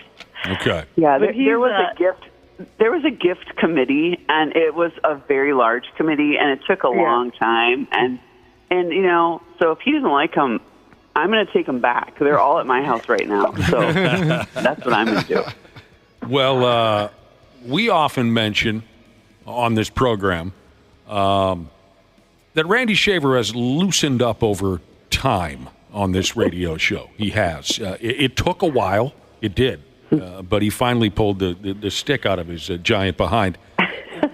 Would you gals say that you've noticed anything different about younger Randy and the current broken down old man Randy? Have you noticed any difference? I'm so proud because I feel like between Roseanne and Belinda and I, we should take credit for breaking him down. We're part of the reason he's such a broken down old man, and I take great pride in that. I think with Randy, once he becomes comfortable with you, knows he can trust you, once you become his friend, you get to see this other side of him because he's a consummate professional. P.S., one of my favorite things ever, they were at opening day broadcasting live from Target Field. My favorite thing was have this wonderful professional man all ready to start broadcasting and have people run by in the background and go, "Hey, ass man!" The joy you all have given me from those live shoots, because it happens literally every time we're about to go live. But I think, and I'd love to hear what Randy has to say about this, because I think he's just, once he trusts you, then he opens up, and he's so much fun, and he's hilarious, and it's nobody more fun to make fun of than Randy Shaver and give him a hard time. I definitely noticed it over the years, and especially in the last few, I would say. Okay. I don't know what he's going to do tonight. He's got nothing to lose. You better all tune in at 6 o'clock. We could really see another side of Randy. Yeah, we'll be getting ready to get on our boat, but we got to record that for sure. I bet that'll be a very must-watch TV type of thing. No holds barred Randy Shaver tonight at 6. That's what I'm predicting. Well, how long did it take him to loosen up, Julie and Belinda? Because for us, it was like 20 damn years. Well, I've been with him for at KARE 11 for 31 years, so a long time. And when I started, of course, I was 12, and at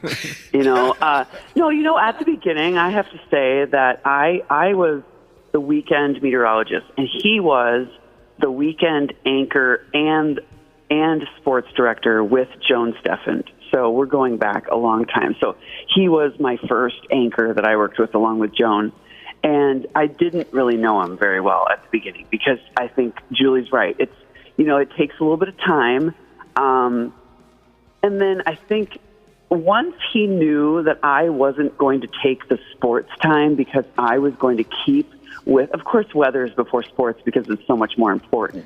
And he knew that I was going to stay within my time frame because, of course, if I wanted to screw him over on a nightly basis, I literally could just go longer. Mm-hmm. And I did once, and I apologized that one time, and I never did that. And so from then on, we became friends. And what Randy, along with being my dear friend, what he helped me with is he really was like a big brother there. And he also ran a department, and I run a department. And I didn't know what I was doing, and I asked him for tons of advice over the years with some of these, crazy meteorologists that I work with. And he always gave me sage advice. And so that is what really was able to, be the backbone of our friendship. That's pretty damn nice, Belinda Jensen. Pretty damn nice. And we did create a monster with that Ass Man bit, and I loved every minute of it. It would be fun if you referred to yourself as Ass Man for your final broadcast. Ass Man out. Legendary. We're talking with Julie Nelson and Belinda Jensen here from KARE 11 News. Our listeners have been texting in about Randy Shaver's retirement, of course, for quite a stretch of time. Retirement from television.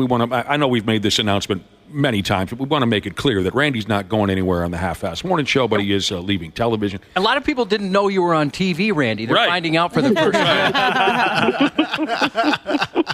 I got one text message that says, Randy Shaver, the greatest Iowegian since Mildred Day. Can anyone tell me who, Julie, Belinda, can anyone tell me who Mildred Day was?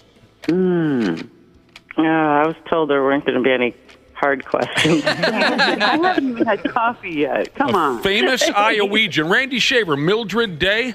I did a quick Google. I'm sorry. Randy should answer.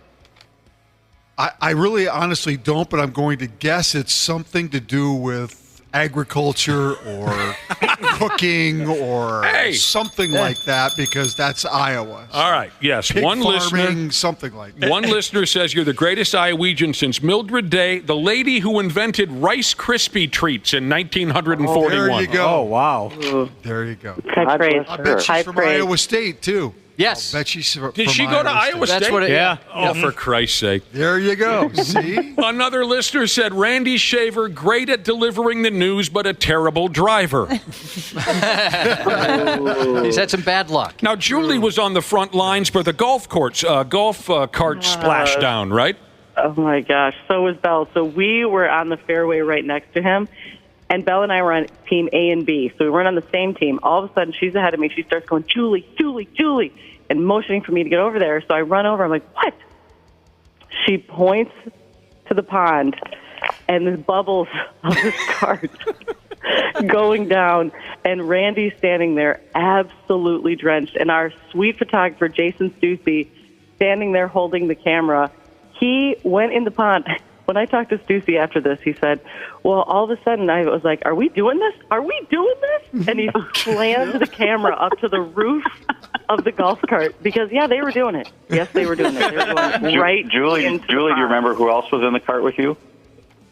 Oh, my God, I completely forgot to introduce Brad Ryder. Brad, who is that? I have to apologize. You were on our team. Brad, oh, my gosh, yes. And then at first, remember, it was like everyone was kind of being quiet, like, uh-oh, first of all, are they okay? Second of all, Randy did not look happy. And then all of a sudden, Randy started laughing, and then everybody just fell out. We were dying. Well, for about 3 weeks. Thank God it wasn't us. Because for about 3 weeks on the show, he blamed me for it. I don't know how. He somehow blamed me for it, yeah. You can tell it's an Eff-Off day. You can tell it's an Eff-Off day. We're on vacation after this, and we have Julie and Belinda from KARE 11 on, and I had my mind in other places. Brad Ryder, I have a feeling you're never going to forgive me for this. I completely forgot that to introduce you, and suddenly you were like the voice of a ghost in the background. I'm sorry, Brad Ryder. I love you, man. I just had to pipe up during that story because I was in the cart with Julie. I forgot. Yes, you were there. All three of you were there for. Really, that was like a gift from God. It really was because, And I will admit, that's how you found out about it, like literally 7 minutes later, you guys, Nick and Josh, because somebody you texted us right away. Yeah.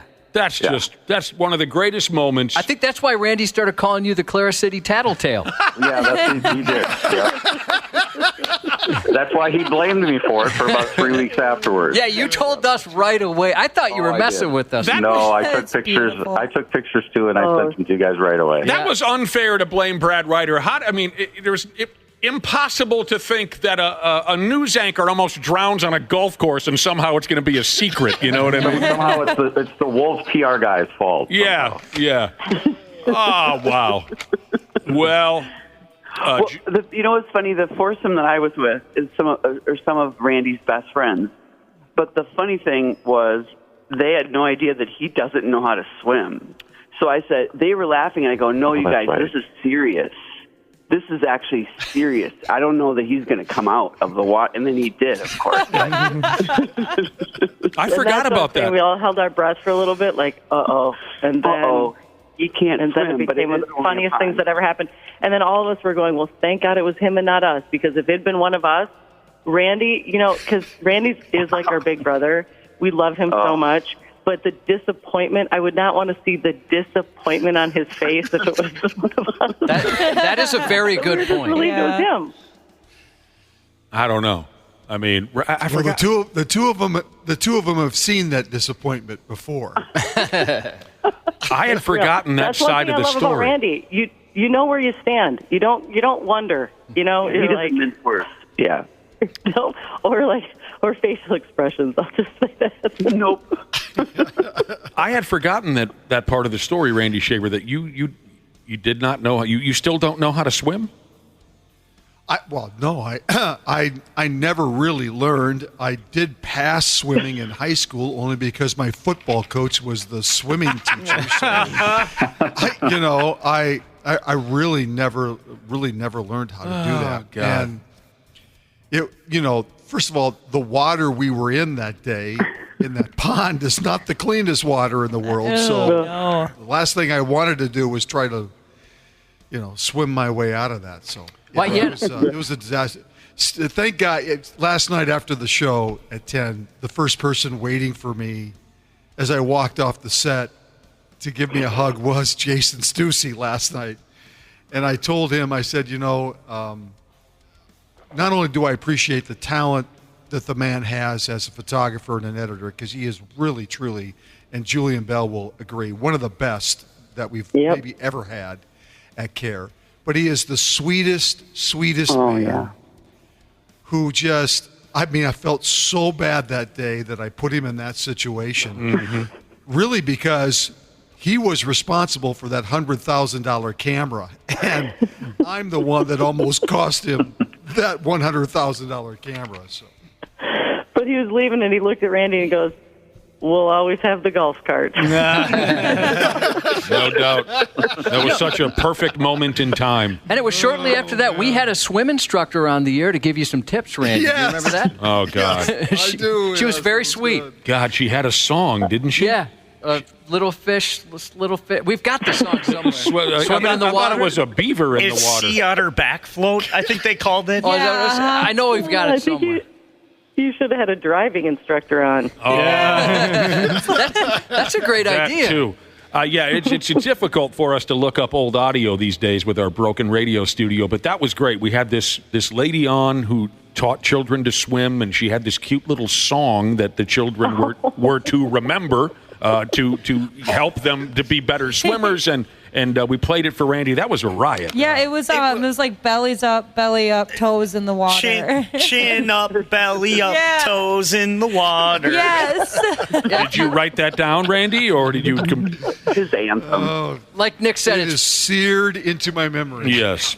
Like Nick said, unfortunately, it's very difficult to play audio on this radio station, but if you give me a second, I'll have it. All right, we'll try. And then to we do had it. a local band help us out. They did a couple of rock versions of it. It was a lot of fun. Oh, my God. For us, at least. Yes. All right. Well, we'll see if we can find that audio. But Julie Nelson, Belinda Jensen, we appreciate your time. We'll be watching tonight at 6 o'clock. Well, at least we'll record it. We have our big boat party tonight, so we won't be sitting in front of the televisions. But we certainly want to see your final broadcast, Randy Shaver. So, Julie and Belinda, thanks very much for your time, and have a wonderful Independence Day. Yeah, thanks so much for having us. We love you, Shaver. We love you. Thank you. We I will see night. you guys later. Thanks for having us. You. See you later. See you later. Bet. They love Have you, a good Randy. Friday. They love you very much. Chin up, tummy up, on your back, on your back, on your back. Chin up, tummy up, on your back, toes in the water. Now we know. Isn't that adorable? Hey, Brad, I'm sorry. No, Nick, it's fine. Don't worry about it. Yeah. Don't worry about it. Did his voice startle anybody else? Yeah, it took me back a little bit. I was planning on just sitting silent through the whole thing until the golf cart thing came up, and then I'm like, I can't be silent now. Oh, no, Brad, I just thought of something. Did we invite you to our booze cruise tonight? I don't believe so. That invitation got lost in the mail. Well, you're obviously you're welcome. We'd love to have you join us if you can. You want to go on the boat party, Brad? I'm actually leaving for the cabin later, but I might have stayed. Way. You might have stayed. Oh, now he's going to guilt trip us. Oh, yeah. Maybe if I got introduced at the beginning of the segment, I would have considered it. Here are some other text messages coming in on Randy's last night of television, coming up this evening at 6 o'clock on KARE 11. Whether it be real news or, of course, fake news, Randy Shaver was the right guy for the job, another listener says. I always enjoyed seeing Randy on KARE 11. I loved the talking chair and screaming the secret word of the day out loud. Oh, wait, that was Pee-wee's Playhouse. Yeah. No one is mentioning the obvious and Randy's greatest career achievement. He's been on television a full 25 years longer than the greatest TV show ever, 16 and Pregnant. Oh, wow. I used to watch the heck out of that show. Randy, during a tough time, Chuck Wagon Eater Jesus said he enjoyed it during COVID when you kept putting the different pictures behind you when you were broadcasting from home. Yes. And a few people actually have texted in and said that, obviously a very difficult time for everyone, and they enjoyed seeing what you're going to put out there. That was a cool bit. That was really cool. Really cool. I liked watching you from your house, and then you had a picture of Brad in the background from high school. In my high school basketball uniform. That was funny. I think you even had me and Cubby in there somewheres. Yep. Yeah. I did. Yeah, that was fun. Oh, and I think you had Jerry West back there. I probably did. I think at one point you had a picture of Jerry West. The Haktua girl? I remember it was a legitimate did not have bit that, at first. Josh, no. I mean, it was a legitimate bit. At first, you had pictures of your kids and your wife back there, and we started giving you a hard time, and then you were a good sport and played along. And yeah, it was great. And a lot of people texting in, of course, saying they were very relieved to find out you're staying with the show. Oh, yeah. We got that question a lot, like, wait a minute, does that mean he's leaving the morning show? Relieved, surprised. A lot of different ways to put it. Disappointed. How about bearded organic farmer Jesus, who says, give Randy my sincere congrats on a great television career. I don't remember a week without hearing him on TV. Without seeing him on TV, hearing him on TV in my entire life. He says, congrats, ass man. Very nice. Very, very nice. It is nice. Usually people text very mean things, but that's been different today, hasn't it? A lot of positivity. Yeah, it's been pretty positive. Pretty positive. All right, what else is going on? Today is the anniversary of Mike Tyson biting Evander Holyfield. How do you say that name? Evander Holyfield. Today is the anniversary of Mike Tyson biting Evander Holyfield's ear during that fight in Vegas. My God, I'll never forget that. That was so incredibly fun. What happened here? He got bit, I think. He got bit in the ear. Oh, my goodness. He's got a bloody right ear. Holyfield bit by a dirty Mike Tyson. I can't believe what I'm seeing. Oh, and some nasty stuff in there. There looked to be a bite almost. Holyfield is very unhappy. Look at this. It looked as if Tyson bared his teeth at one stage in the exchange. Yes, bit his ear. He bit his ear. That's what Holyfield was in a lot of pain from that. You see the blood on the ear. That was definitely a bite. Mike Tyson, what does an ear taste like? Well, that depends. It depends on which ear did you bite. Okay. But since I bit Holyfield's ear and I didn't have none of that Holyfield hot sauce on it, it wasn't too tasty. It was not too tasty. You needed the Holyfield hot sauce on the ear. Yes, and that would have been a delicacy. Okay. Believe it or not, there was a time in Mike Tyson's life where he was even more unhinged than he is now. Yes. He was not well. Crazy. He was not well. And I'll always remember that that moment in time. That was hard to believe what you were seeing. It's hard to imagine it as anything but a huge joke because obviously I didn't see it go down. So when I think of it, it's always just been like, yeah, you're going to pull Mike Tyson on him? Haha. I can't imagine seeing that and being like, oh my gosh, did he actually just bite his freaking ear off? I wonder if Logan, what if Logan Paul bit Tyson's ear off? Oh, big full circle moment? I could see that happening. It would add something to an otherwise terrible fight, I would imagine, if Logan Paul bit. They end up doing that. And here we are on Randy's final day of television, and when I was watching the Tyson Holyfield ear biting, I was hanging out with one of his ex-co-workers. I forgot his name, Tim McNiff. On that night, I was hanging out with Tim McNiff. So there you go. Twins banging out runs by the fistful here lately. Byron Buxton hit a 3-run dong-ski. He had 3 hits on the day. They whooped the Arizona Diamondbacks 13-6. They won another road series. Yeah, the young kid, David Festa, made his Major League debut yesterday afternoon. It was okay. I mean, 5 earned runs in 5 innings. Had his moments, but it certainly helps the cause when your team scores 8 runs in 3 innings, and you know that all you have to do is survive 5 to earn your first win. So the Twins put him in a great spot. Actually, the Twins scored 13 runs before he left the game. So he knew he was going to get his first Major League win. It was just a matter of surviving the start, which he did. And then the bullpen basically cleaned up the rest. So it's a nice way to win. And, they took 2 out of 3 against a pretty decent Arizona team. Carlos Correa is going to be all right. He got hit on the wrist by a pitch in the 7th inning. Word is he's day-to-day, but nothing terrible. And now Correa gets hit. Ow. Not there. And he's shaking his head side to side. And this is awful news here. And Correa, he's coming right out. No good news here. He knew right away. Yeah, it got him on the forearm bone right below the wrist. He's going to be all right. Should be a good series this weekend. Seattle's obviously had a good season. They're playing good baseball, leading that division. So, yeah, Bailey Ober tonight starts the series, 3-game series. Bailey Ober against Logan Gilbert, or Gilbert. So, weren't we joking around earlier? Didn't we play the Hawk Tua Girl earlier? What do we have, a song or something? Yeah, there's a couple new songs. The Hawk Tua Girl. She's all over the place. So, online social media fame is the ultimate dream come true these days, right? Sure seems that way. Yeah, for young people. Yes. And folks jump from trend to trend, If you're one of these social media famous type people, you're the talk of the town for 1 minute, and then something else cute happens and you're never heard from again. For example, nobody cares about the Edmonton Oilers jug flasher anymore. Now people are willing to give their very lives for the Hawk Tua Girl. They are. They'll give their life for her. Here's a hypothetical question I have. Yes. Which dad would you rather be? Would you rather be the dad of Bill Belichick's new girlfriend or the dad of the Hawk Tua Girl? Hawk Tua Girl, for sure. Yeah, Hawk Tua Girl. 100%. That's a great question.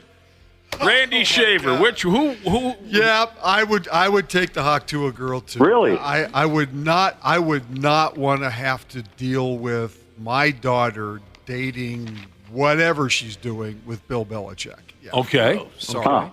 All right. That would just gross the hell out of me. It's a good question though, because I'm not sure I would go that direction. I don't know. You've got one of your daughters is dating a man, and God knows what they're doing behind closed doors, but she's dating a man who is 40 some years older than her, right? Yep. The other side of the coin, you've got a daughter who is more or less told the world how she dumps oral.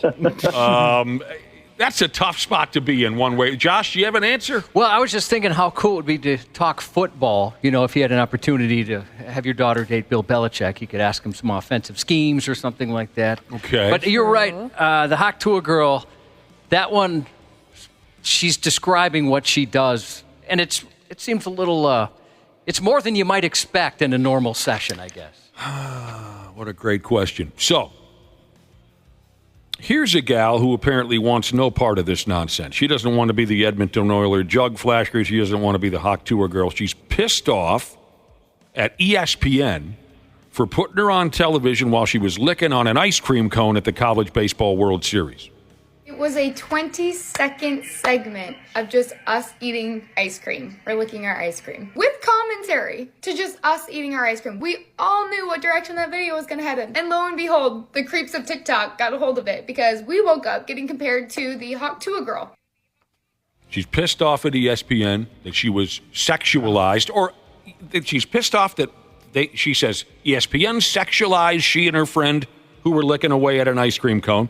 And then she's really been pissed off at the online comments comparing her to the Hawk Tuah girl. By the way, I just got this text message from Trash Trucker Jesus. If you're the dad of the Hawk Tuah girl, okay, Brad Ryder brought up the comparison. Which would you rather be, the dad of the gal who's currently banging Bill Belichick, or the dad of the gal, the Hawk Tuah gal? Trash Trucker Jesus.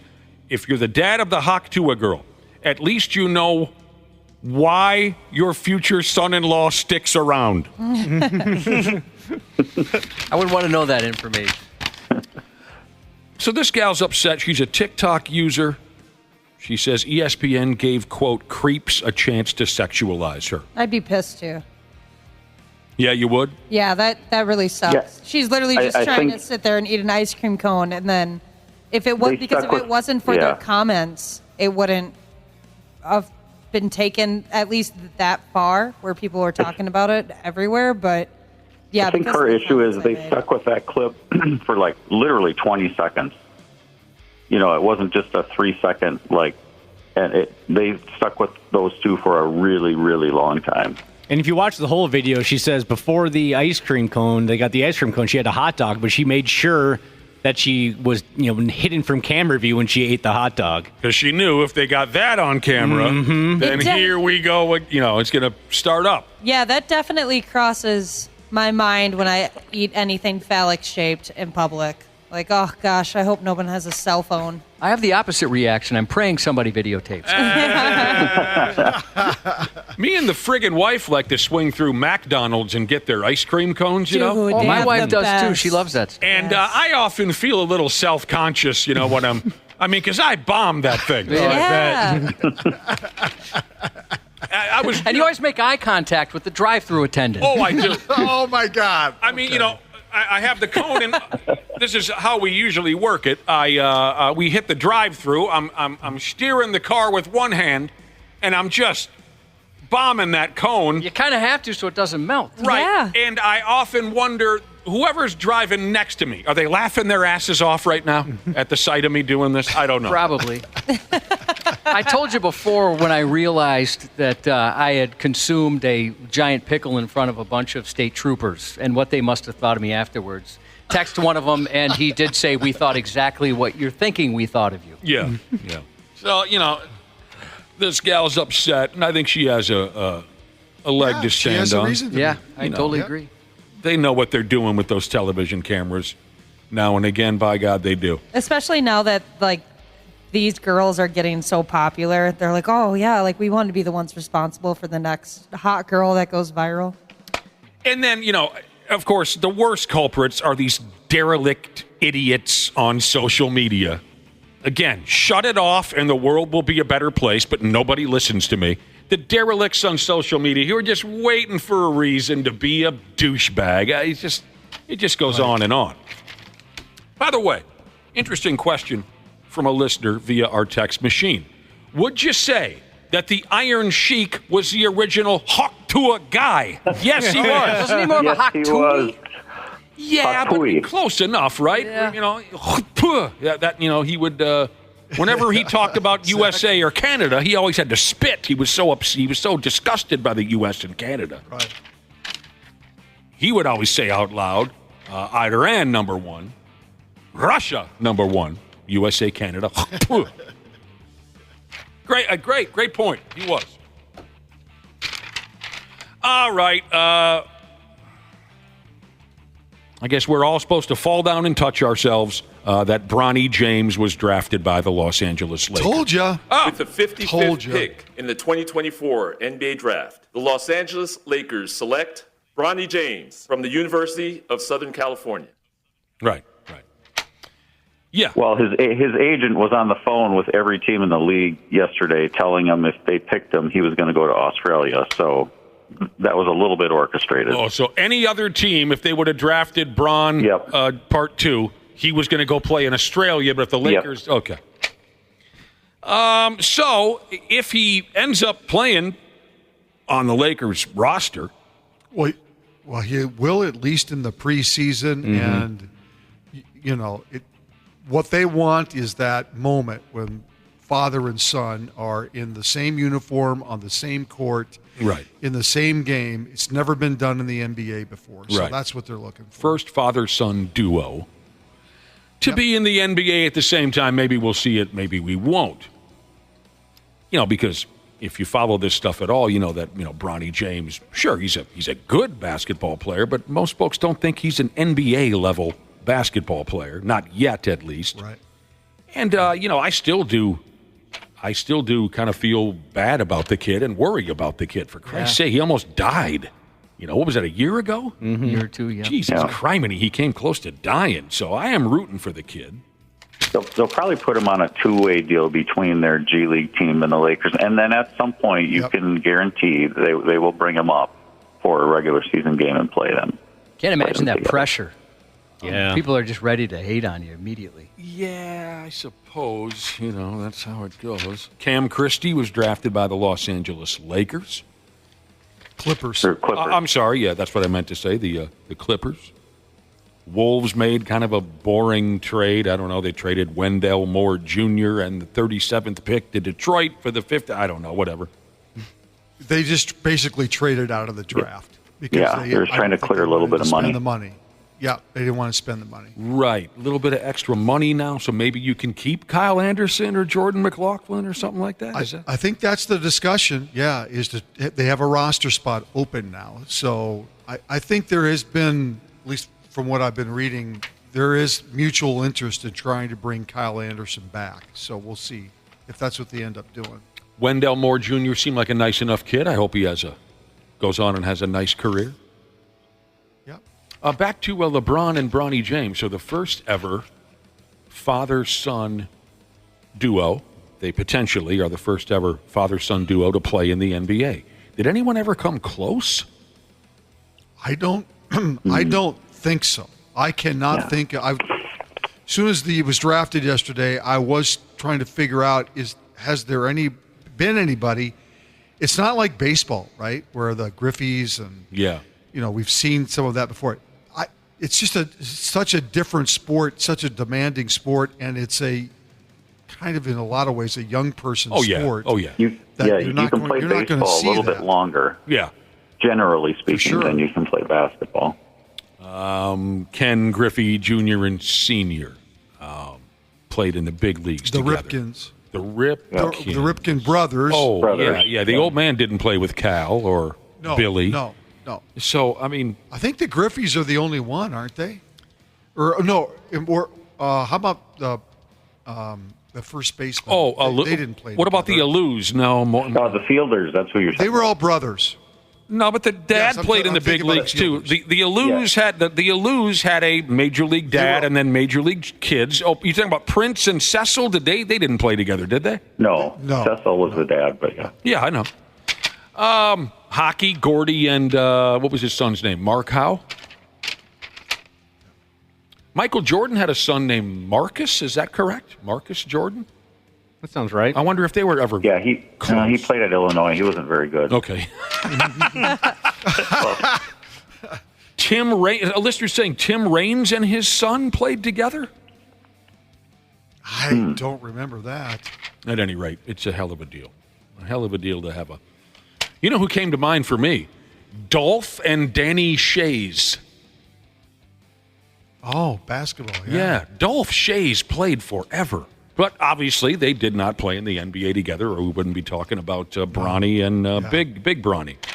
We mentioned earlier Brock Faber finished second in the voting for the Rookie of the Year in the NHL. They handed it off to that Connor Bedard kid. Calder Trophy goes to Connor Bedard. Bedard led his team in scoring, the only rookie to do so this season. He is the 10th Blackhawks player to win the Calder. Thank you guys very much. This is a huge honor. Best fans in the world, and can't wait to get back there and be in front of you guys again. Yeah, I hear you. Faber and Marco Rossi did make the All-NHL rookie team, so that's kind of nice. People are texting in all kinds of father-son combinations. What we're talking about is father-sons that played in the game together. We got all kinds of people. Well, it doesn't matter. Sure. But any example is fun to talk about. And any father-son combo that played at a professional level together. We got someone texted in about the Buteras. There's no way that Sal Butera played with, what was that, Drew. Yes, they were a father-son combination that both made the big leagues, but we're looking for guys that played together. Oh, this is something that grabbed my attention. Back to hockey. The Dallas Stars are buying out the final year of Ryan Suter's contract. He's an unrestricted free agent. Bring him home, baby. Bring him home. Bring him home. I'd love to see it. It would be kind of fun seeing those friends that hate on him now totally change their minds and try and gaslight you as thinking, no, you had it all wrong. That's not what I was saying. Kind of like when the Vikings brought in Brett Favre. Exactly like that. Oh, man, we worked with a couple guys that acted like they never said anything bad about him. Oh, I love that. Yeah. Vincent Kennedy and Shane McMahon reached the professional level together. Sure. We could probably do father-son wrestling all day long. Oh, yeah. Because you can. That does seem like the family business. And Vince was also involved in matches with his daughter, too. Yes, there was the billion-dollar princess, Stephanie McMahon Helmsley Levesque, or whatever the hell her name is. One of the craziest damn videos. Dale Earnhardt Jr. and Sr. Sure. Oh, great one. NASCAR. Very you got good. a lot of that in NASCAR. Yep. One of the craziest videos I have ever seen in my life was the video of this suckhole that swallowed a soccer field in Illinois. Is this up on our website? Do we have the potential to put things on our website? No, still don't. Okay. It's scheduled to, but yeah, our website's not working. Randy Shaver, Brad Ryder, have you seen this massive suckhole that ate a soccer field in Illinois? I have seen this. I haven't, but I'm going to try to find it. It looks like you're watching a damn Warner Brothers cartoon. Yeah, it does. Looks like a movie or something. So the word is they built a soccer field and a football field and some other cute stuff. Oh, my gosh. At a park in Illinois, and there was a sinkhole suckhole that nobody knew about underneath the field, and the other day it just gave way and just sucked the field down to hell. Crazy, like no warning or anything. It wasn't like people were running on it. Luckily, there was nobody there. They would have been dead. 100%. I don't know how deep that damn thing. It swallowed a damn. What do you call these things? A light pole? Yes, a light pole. It just sucked it down like the Haktua girl got a hold of it. It just It looked like Josh.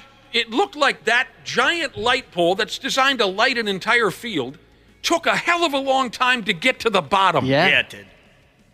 Okay, fine. Our website isn't the place to find it, but look this up. It's like a nightmare. Really fun to watch. At the same time, fun to watch. Yeah, even in slow motion, it goes down so fast. Does anyone have any experience with suckholes? No. Well, I mean, there's jokes, I'm sure, around there. Sometimes this place is a suckhole, like our website not working and things like that. Randy, did you know yesterday our website, when you went to it early in the morning, it said it wasn't available due to lack of payment?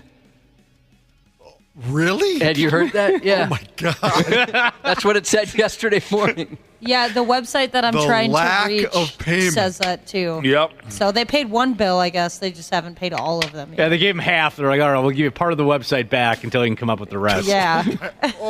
Like they were holding it hostage. Yeah, seriously. And I love the shame, right? They shamed us. So anybody goes to the website, you see that. We're friggin' broke. That's good stuff. Apparently we're broke around here. We can't even pay the bills for the website. Back to this field from hell.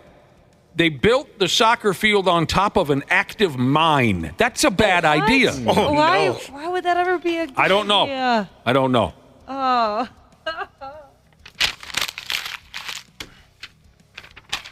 All right. What else? We're heading towards Independence Day.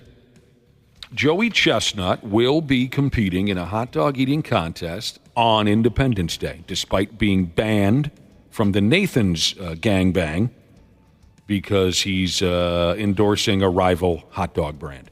You can see, I don't know, maybe I don't know if it's going to be televised, but... I think this is the Netflix thing, isn't it? No, I don't think so. That's coming up later on with Kobayashi.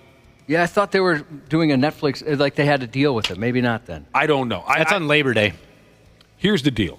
Joey Chestnut will be eating hot dogs versus U.S. soldiers. This event will take place at Fort Alexa Bliss in El Paso, Texas. He's going to have to compete against 4 soldiers at once. You see what I'm saying? Oh, okay. A little handicap match. Right. So the 4 soldiers, all of their hot dogs will be combined into one number versus Joey Chestnut's total wieners consumed. I don't know if he's ever gone up against 4 people at once where all of their hot dogs combine, but he'll still, I'm sure, whoop the living hell out of them. They say they're expecting about 15,000 people to be at this event. They can draw a crowd for sure. They call it the Pop Goes the Fort celebration. There's going to be, fireworks and such. So Joey will be competing on Independence Day.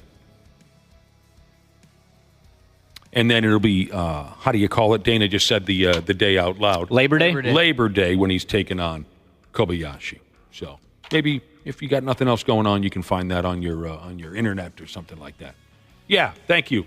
Rolling Papers, Jesus. So it's a handicap match type thing. Him against 4 guys. Or girls, I don't know.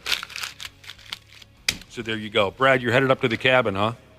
Just for a quick trip today. It doesn't sound like nice weather tomorrow. Not staying all the way through Independence Day? No. I'm going to golf tomorrow. All right. Hang on to yourself. Hang on to your ass tonight, Randy Shaver, for the 6 o'clock show. I will. Yeah, it's. You ready for it to be over? Yeah, it's been kind of an embarrassing week. I mean, every show they've done something, and I can tell by the look on your face. Yeah, it's just kind of been over the top, and I appreciate it. Don't get me wrong; it's been very nice, but I am really looking forward to 6:31 tonight and being able to. I want to say, your legacy isn't really how you deliver the news, but how you helped others, and I think it's something all of us want to do, but you've done it. You've done it better than anyone. So, congratulations. I appreciate. Yeah, well said. Very well said, Brett. Randy Shaver, are you fearing any last day retribution from people that you wronged in the past? That could be fun. Only from this program. Because I'd love to. No. I don't think so. I would love to be watching because we're, like we've said a few times, we're all not going to be able to watch it live because we're headed out to Stillwater for our boat party. But I'd love to hit play on my DVR tomorrow morning when I watch your final broadcast, and some angry ex-employee storms in, "You son of a bitch!" Something like that. Right. Security has to tackle him. It's like a right when I'm saying goodbye. Yeah, that would chair be so shot. Awesome. Yeah. I will say this. My grandkids are going to, the plan is to have my grandkids in studio. My family's coming in for the last show. Oh. So there's some unpredictability there because my little granddaughter, I'm sure, won't understand why she has to try to be quiet and why I'm standing over there and she's not able to come over and hang out with me. So we'll see. You may be hearing Papa. Yeah. Papa in the background. Will you change a diaper live on television for us? Kind of like a pit stop. And kind of show you how fast I can do it. I'm sure it'll be a great show. I don't think so. I'm sure it'll be a great show tonight. And can't wait to see it. Yeah, both of you. I just want to say this. I've loved every part of my media career in this town. Everything that I've done, whether it was Channel 11 K-Fan Radio back in the day when it very first started.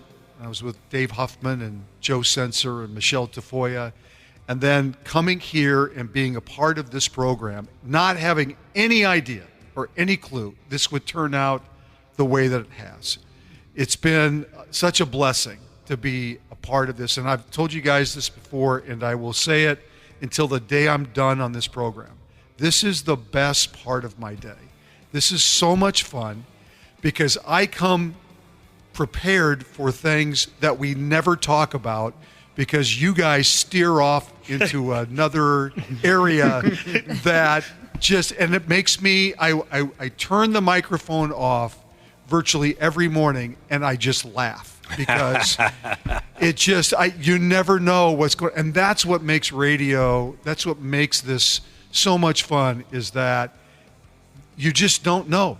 You have to listen because you don't know what's going to happen. And that's what makes it fun for me, is that I can prepare all I want, but you never know how the morning's going to turn out. And it's made my career go faster, feeling, to go faster. And I appreciate you guys so much. So thank you for that. And I look forward to being a quote unquote full-time employee when we all come back in July. We're very proud of you, Randy. Congratulations on your great television career. Thank you for all the kind words. And we're all looking forward to the new full-time whatever might come from, having Randy Shaver all to ourselves. Yeah, I was just going to say, selfishly, he's only our Randy now, and we're pretty excited about that. Yep. Yeah. Maybe Randy can go out on the Washington Avenue Bridge and hold a sign. No, we will be drawing a few lines, Brad. No, really, it's been special, and we're just getting started. So go out and have a great night tonight, Randy Shaver, on your final night. We'll talk to both of you in a week. Everyone enjoy their time off, and and happy Independence Day. Thank you. Appreciate it, guys. You bet. See you, Randy, and see you, Brad. We will be back in a few minutes on the Half-Assed Morning Show. The 93X Half-Assed Morning Show. Are you ready to beat the heat this summer? Standard Heating and Air Conditioning is here to help you say goodbye to sweltering heat and hello to ultimate comfort. Ashley, what specials do they have going on this month? It is fun, sun, and savings time at Standard Heating and Air with incredible savings on AC units, heat pumps, and combo deals this month to ensure your air quality is up to snuff this summer. Go to standardheating.com for more info or to schedule your appointment today. Are you into weird, spooky, and strange history? Horrifying History tells you about the side of history that people don't normally talk about. We tell the tales of haunted places, infamous true crimes, unsolved mysteries, the paranormal, and then we look to history to see where the truth actually lies. Want to get spooky with us? Horrifying History, part of the Believe Network. Just search BLEAV on YouTube or wherever you listen. The 93X Half-Assed Morning Show. All right, we're effing done. We're closing out the work week today, and we're not coming back for a smooth week. If you won your way onto our Keep the Noise Down so folks can have a conversation, responsible drinkers only boat party tonight, well, then we'll see you there. To the rest of you, have a great 4th of July. Talk to you in a week's time. If you're going on a vacation for a week or so, like we are, for the love of God, be careful. There are many ways that you can potentially mangle yourself while on vacation. And we're going to talk about some of the ways. Please be careful. I always tell Josh before we part for time off to be careful. I've got a mortgage and a porn habit, and it takes real monies for those things. If you end up dead, I'm in trouble. Well, obviously, it's the same if it was the other way around. There was just a woman in Florida who got impaled by a beach umbrella. Did you see that? Which has happened before. I mean, you're just enjoying yourself on the beach. I don't know. I would never enjoy myself on a beach, but plenty of people do. It's very popular from what I hear. How did this play out? Did the wind... the wind picked it up, and it went right through her leg. The butt end of a beach umbrella. That's what You're not expecting that on a vacation. No. Usually not. That's what I'm talking about. For God's sake, be careful. I have, sitting here in my filthy hands, 11 ways people get seriously hurt on vacation. I was on vacation when my lung collapsed as a 8th grade kid. I was a 14-year-old kid when my lung collapsed, but I wasn't performing, that's not the word, I wasn't... involved in any kind of an activity that caused it. It was just a freak experience, so I'm not going to add that in. I'm not going to count that because it wasn't like I was, bench pressing or something in my long coat. It just happened. 11 ways people get seriously hurt on vacation. Hiking sprains. You see, I have a quick remedy for that. Just sit your ass down like a normal person. Mm-hmm. Stop walking around on trails like you're a pioneer or something. Everything's been discovered. You're being dumb. Yeah, because a lot of those people, they're on vacation. They're going to do something they don't normally do. So why not pick up an activity that you should probably be decent at? Right? And also, you're probably hungover or something like that. What was really funny about this article that I bumped into about the 11 ways people get seriously hurt on vacation, every one of these injuries, they had kind of a funny picture to go along with it. You see what I'm saying? And the hiking sprains one, it was this kind of goateed, hipster-looking dude bent over and grabbing his calf. And he's like, ah! Hiking sprains. There's nobody on this program who gets involved in that nonsense, do they? No. I've done it a couple times. How I've silly. done it a couple times. Yeah, I like hiking. Oh, no, you don't. I guess I like the end result, the view that you usually get, but the whole the in between part is not ideal. Just go on the internet. There's tons of pictures of views. A lot of people tell me to take a hike. Second on the list of ways people get seriously injured on vacation, ATV accidents. Uh-oh. Ah! I was Sure, looking around to see if I could rent one someplace for this week. Oh, Yeah, I've heard horror stories. You rent a four-wheeler and you go up north and you don't know what you're doing and you tear off a kneecap trying to squeeze in between a couple of pine trees or something. Yeah, you described me to a T. That's something I was hoping to do when we were off. Really? Yeah. Don't like do a side-by-side. No, don't. No. Run into some barbed wire. Please don't do that. Why barbed wire? You're going to run into some barbed wire. Yeah. I had that. I heard 2 stories when I lived in Wisconsin of that happening to my buddies out there. Because you're able to, in some areas, you can go through other people's land. Like they'll let you. Sure. And sometimes it's not marked correctly, or people just veer off trail a little bit, and they'll run into barbed wire that they didn't know was there. One of my buddies, he's got a nasty scar on his neck. It almost got to his jugular. Yeah, that's not good. No. When you hit a barbed wire fence while you're riding any damn thing. One of the finest moments, one of the most beautiful, meaningful moments of my youth was when we were probably 12, 13. Went up to a buddy of my dad's cabin way up in Bagley. When's the last time anyone ever went anywhere near Bagley? Been a couple of years. We went up to Bagley, staying at this middle of nowhere's cabin. Buddy of my dad's, and they had a couple of four-wheelers. So we 12-year-old kids were just pumped and raring to get on these damn things and just go absolutely ape-ass, right? No, not so fast. My dad's know-it-all buddy, not the guy who owned the property, just someone who came on the trip, he's going to give us a long speech about safety, right? Now, he already had consumed about 1.5 bottles of brandy, right? But he's going to give us this. If you kids screw around on these damn things, by God, we'll shut them down. You better be careful not to do this and that and this. And then the guy, we're all chuckling because we know the guy is hammered off his ass already. He gets on the four-wheeler. He disappears for a little while. He comes back, and his right ankle is the size of your mother's ass. He rolled the damn thing over and broke his ankle. Oh, you love to see 10 it. minutes after he's telling us how we're stupid, he's smart, he knows how to ride him. By damn, he'll shut him down. We gave him, later on in the trip, of course, he didn't go to the hospital because there's drinking to do, right?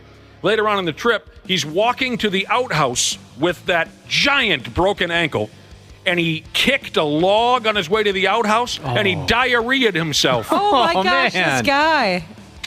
Rough weekend. Did he kick out of frustration or just by accident? I'm sorry. Yeah, he tripped, I should have said. He tripped on the way to the outhouse and kicked that broken ankle into a stump, and just everything gave way on him. 'Cause it's kind of funny when somebody hits or kicks something out of frustration, they end up with an owie or something. Oh, yeah, yes. that's great. Next way to seriously injure yourself on vacation. These are the most common ways. Water sports injuries. Sure, you want to prove to the wife that you can still water ski like a high school kid. I never got involved in that too much. It always made me uneasy. It looks sketchy. And you shred your lower lumbar. Knees gone.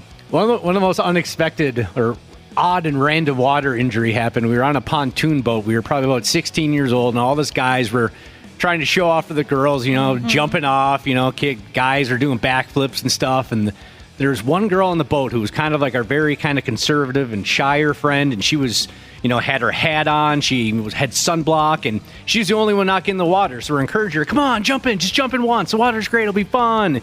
She finally gets up, decides to jump in, plugs her nose, just barely steps off the edge of the boat, pops up and is in great pain.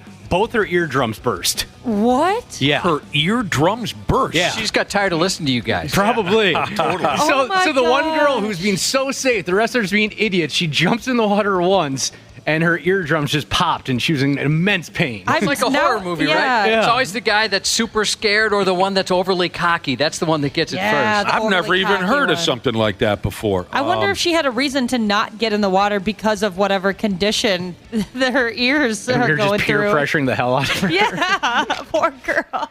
Water sports injuries. Oh, what else, Cubby? You get on a wave runner after a few beers and you bang it into a boat lift or something like that. I've only been on a wave runner one time, and I was really looking forward to it. I was super excited until the guy told me, like, hey, here's the thing. If you tip this, even if there's no damage, $2,500. Oh, that'll change. So I didn't take. I was looking forward to like slaloming and stuff like that, but instead we'd open it up, stop, turn, and then open it up again. It was Wow. It was fun, but I wanted to, to try and. Well, that'll put a lid on your shenanigans real quick with $2,500 hanging over your head. Well, that's why I asked him, like, oh, so if it's damaged, $25. He said, no. If you tip it, $2,500. Although I can't swim for dick, I was pretty decent at water sports. Water skiing, I could hold my own. The old stand-up jet ski, I was quite skilled on that pig. Can't swim much, though. I've never been on a jet ski, just the wave runner the one time. We used to be able to go up, down, sideways, this way and that. Okay, road trip car accidents. Yeah, that's scary. The kids are acting up in the back seat of the car. You spin around to slap one of them. You take your eye off the road and you spin into a fireworks stand or something like that. And you kill everyone on sight. That's one example. Very specific one. This is the way they say it in the article. Falling from high up is is a common serious injury you might encounter when on vacation. Selfies are probably going to take a few people out this week. Oh. Yeah, probably. You're up on a scenic overpass. There's a bunch of signs saying, don't climb over this little fence. Right. Whatever you do, don't take a selfie at the peak of this cliff. And then you fall, and you land on a fireworks stand below. No. And everybody dies. So common. Oh, food poisoning. Oh, I got that on vacation once. That sucked. But what sucked the most was the out-of-state hospital bill. Oh. Oh, yeah. Wait, you have to pay for it if it's in a different zip code? Yeah. Oh, I didn't know that. That sucks. Yeah, you know, right, you've had, I'm sure you've heard this before. Someone's going somewhere, and they're like, don't drink the water, or give you advice on something like that. Or even like salads. Don't eat the salads, they wash it. Mm-hmm. Always the salad. Is this the common maybe idea that folks get in their head, okay, I'm on vacation, I'm going to try something a little different, I'm going to hit up the Mongolian restaurant, and then you just get diarrhea so bad you can't even get out of the bathroom. Raw blowfish? Yeah, I'll take a little bit of that. Yeah, just a complete diet shock. Exactly. Your body has never encountered these things, but you're in a faraway place, you're on vacation, you want to do something different. Yeah, right. Blowfish. When your body's used to mac and cheese and chicken nuggets, that's probably not going to... Oh, I got sick once on vacation. Oh, God. Down south. I loved shrimp. I still do. I love to eat shrimp, but I'd never had it prepared in in any exotic ways, just a shrimp cocktail, maybe some shrimp and some fettuccine. My body was used to that. But I went down south, and, of course, I was excited because I'm surrounded by seafood, gumbo and jambalaya, and I just love that stuff. So we go to some restaurant, and there was some shrimp dish on special, and I ordered it immediately because of how much I loved it. But it was made with wine or something, okay? And my body had never, I never have bothered with wine, and it tasted great. But very much mirrored the scene from Dumb and Dumber with Jeff Daniels. On the way home from this restaurant back to the hotel we were staying at, my stomach gave way like I've never experienced before. My future in-laws are in the back of the car. My ex-wife is driving. And I didn't know these people all that well, the future in-laws. And I have beyond a code brown. And I'm whispering to my wife so the in-laws don't hear it. You got to pick up the pace a little bit in this friggin' car. I got to get to a bathroom, and I got to get in there now. And at first, she's not taking me seriously. So I turned again and I said, you got to go. Let's go. It got so bad, I didn't care at all after a while what the future in-laws thought of me. I'm in the passenger seat and I'm going, go, go, go, go. No, poor Nick. Oh, my God. I was in such pain. Pool and hot tub accidents will get you on vacation. You slip and fall during the late-night hot tub wife swap.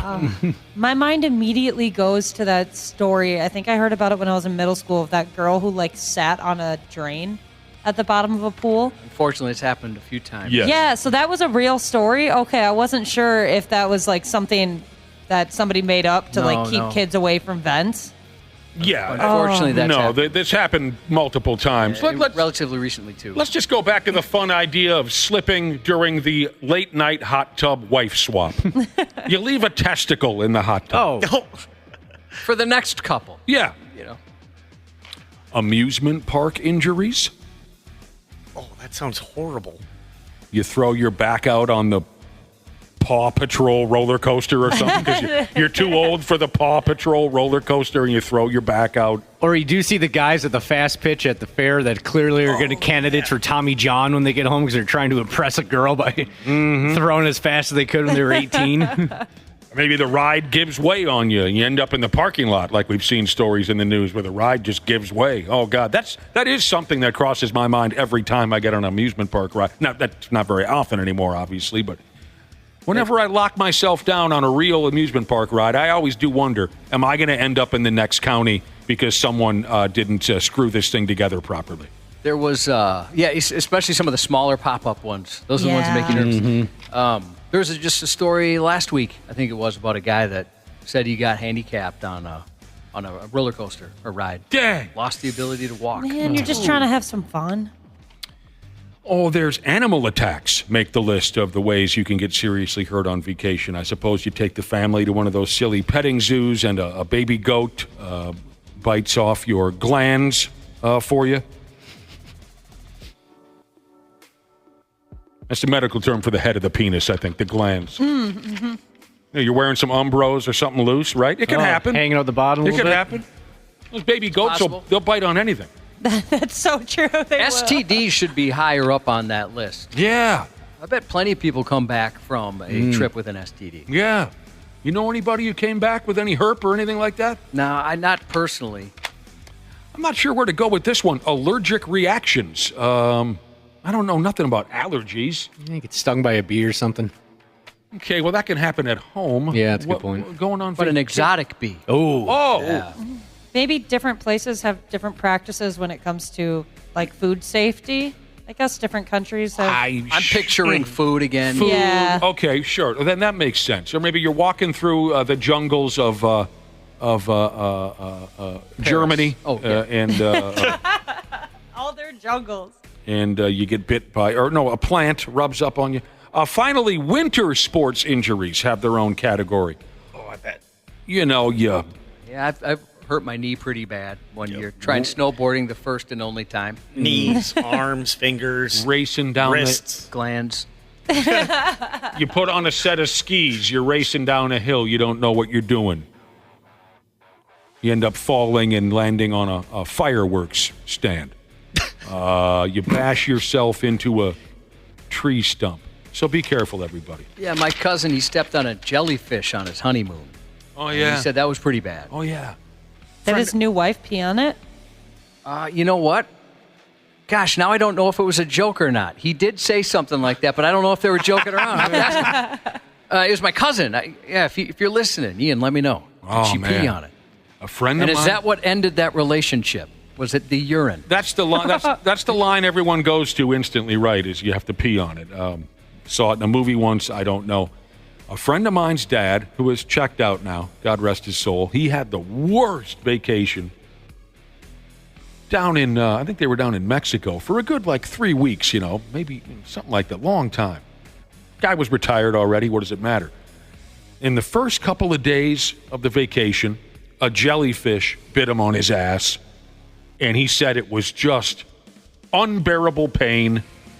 And it pretty much kept him out of commission for a few 5 days. That's what my cousin told me. Yeah. And he got on the foot. He stepped on it. So for the first 4 or 5 days, even longer than that, 6, 7 days of the vacation, he's just lying in the hotel room bed. He can't move. This jellyfish just whooped him, right?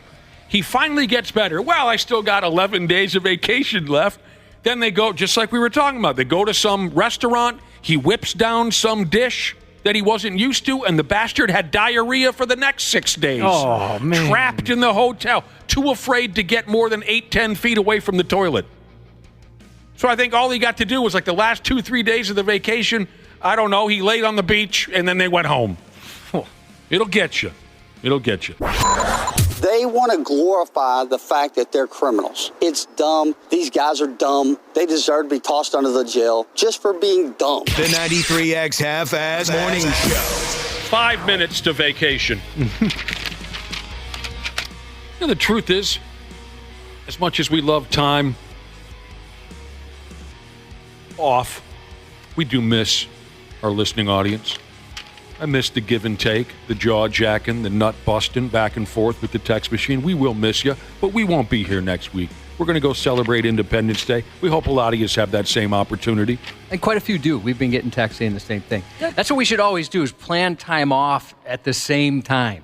Send out a mass text to all of our listeners. What days work for you? I've actually thought about doing that before. It's pre-approving our time off. Hey, does this work? We try and take it around a holiday where most people would have it off. And I know we've certainly worked jobs where that wasn't the case.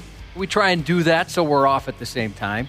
What works for you folks? Well, next time we take time off, we'll try to clear it with each and every last one of you. We were talking about the different ways you can terribly hurt yourself while you're on vacation. So everyone, please be careful. Got a couple of text messages. Taxidermy Jesus. We're talking about food poisoning. One way you can mangle yourself when you're taking some time away. Taxidermy Jesus says, that's why I won't go on a cruise ship. Now, I don't know if this is true. He says, not a single one is insurance. That's not how you say it. Not a single one is insured by any insurance company in the U.S. They'd never pass the FDA inspections. Again, I don't know if that's true, but he says they have dirty kitchens with rats all over the ship. Oh, no. Well, all the stories of diarrhea, that does concern me about one of those. You hear it so much. Turds, seeping out the walls, things like that. No thank you. I've heard those stories, sure. It's not 12 inches, but it smells like a foot. Jesus. This sounds awful. 1 year, he banged his knee really bad floating down the river on a tube, right? And then at the end of the river, there were rapids, and he smoked that very same knee on a rock. Oh, no.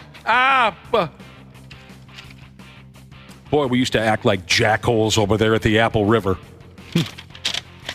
Yeah, that's kind of what you do over there, though. Oh, my God, we acted like jackholes. Smart-ass firefighter Jesus says, be careful on vacation. Don't let a $20 sundress turn into 18 years of child support. I love that.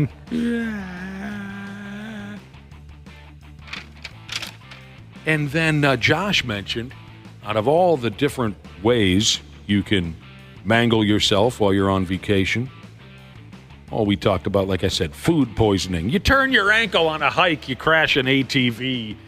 You're not paying attention on the road behind the wheel because, look, there's, Gooseberry Falls, and you drive off through a car, everything you can.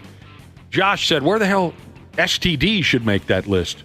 People go out of town. They get some of that new stuff.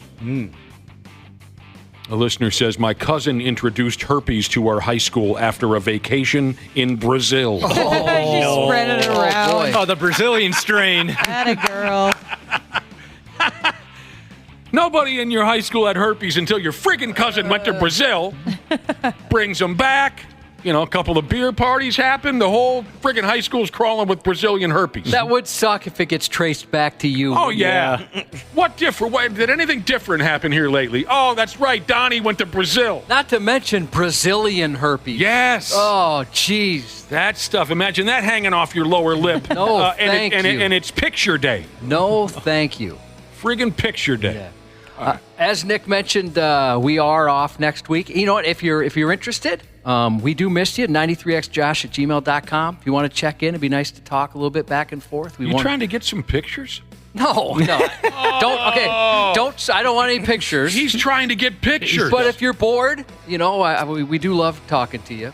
I always worry. So when we go on vacation, we get a lot of shout outs at the end of the show, and I worry it's too much me. So everyone interject. So it's not just me here for a while, because we want to send some shout-outs to a lot of people. Oh, geez, Louise, and more coming in. I'm going to get to what I can. Please, don't feel overwhelmed by this, Josh. I'll do my best. Okay, you want us to interject? Yeah, just I worry if it's too much me all at once. Okay.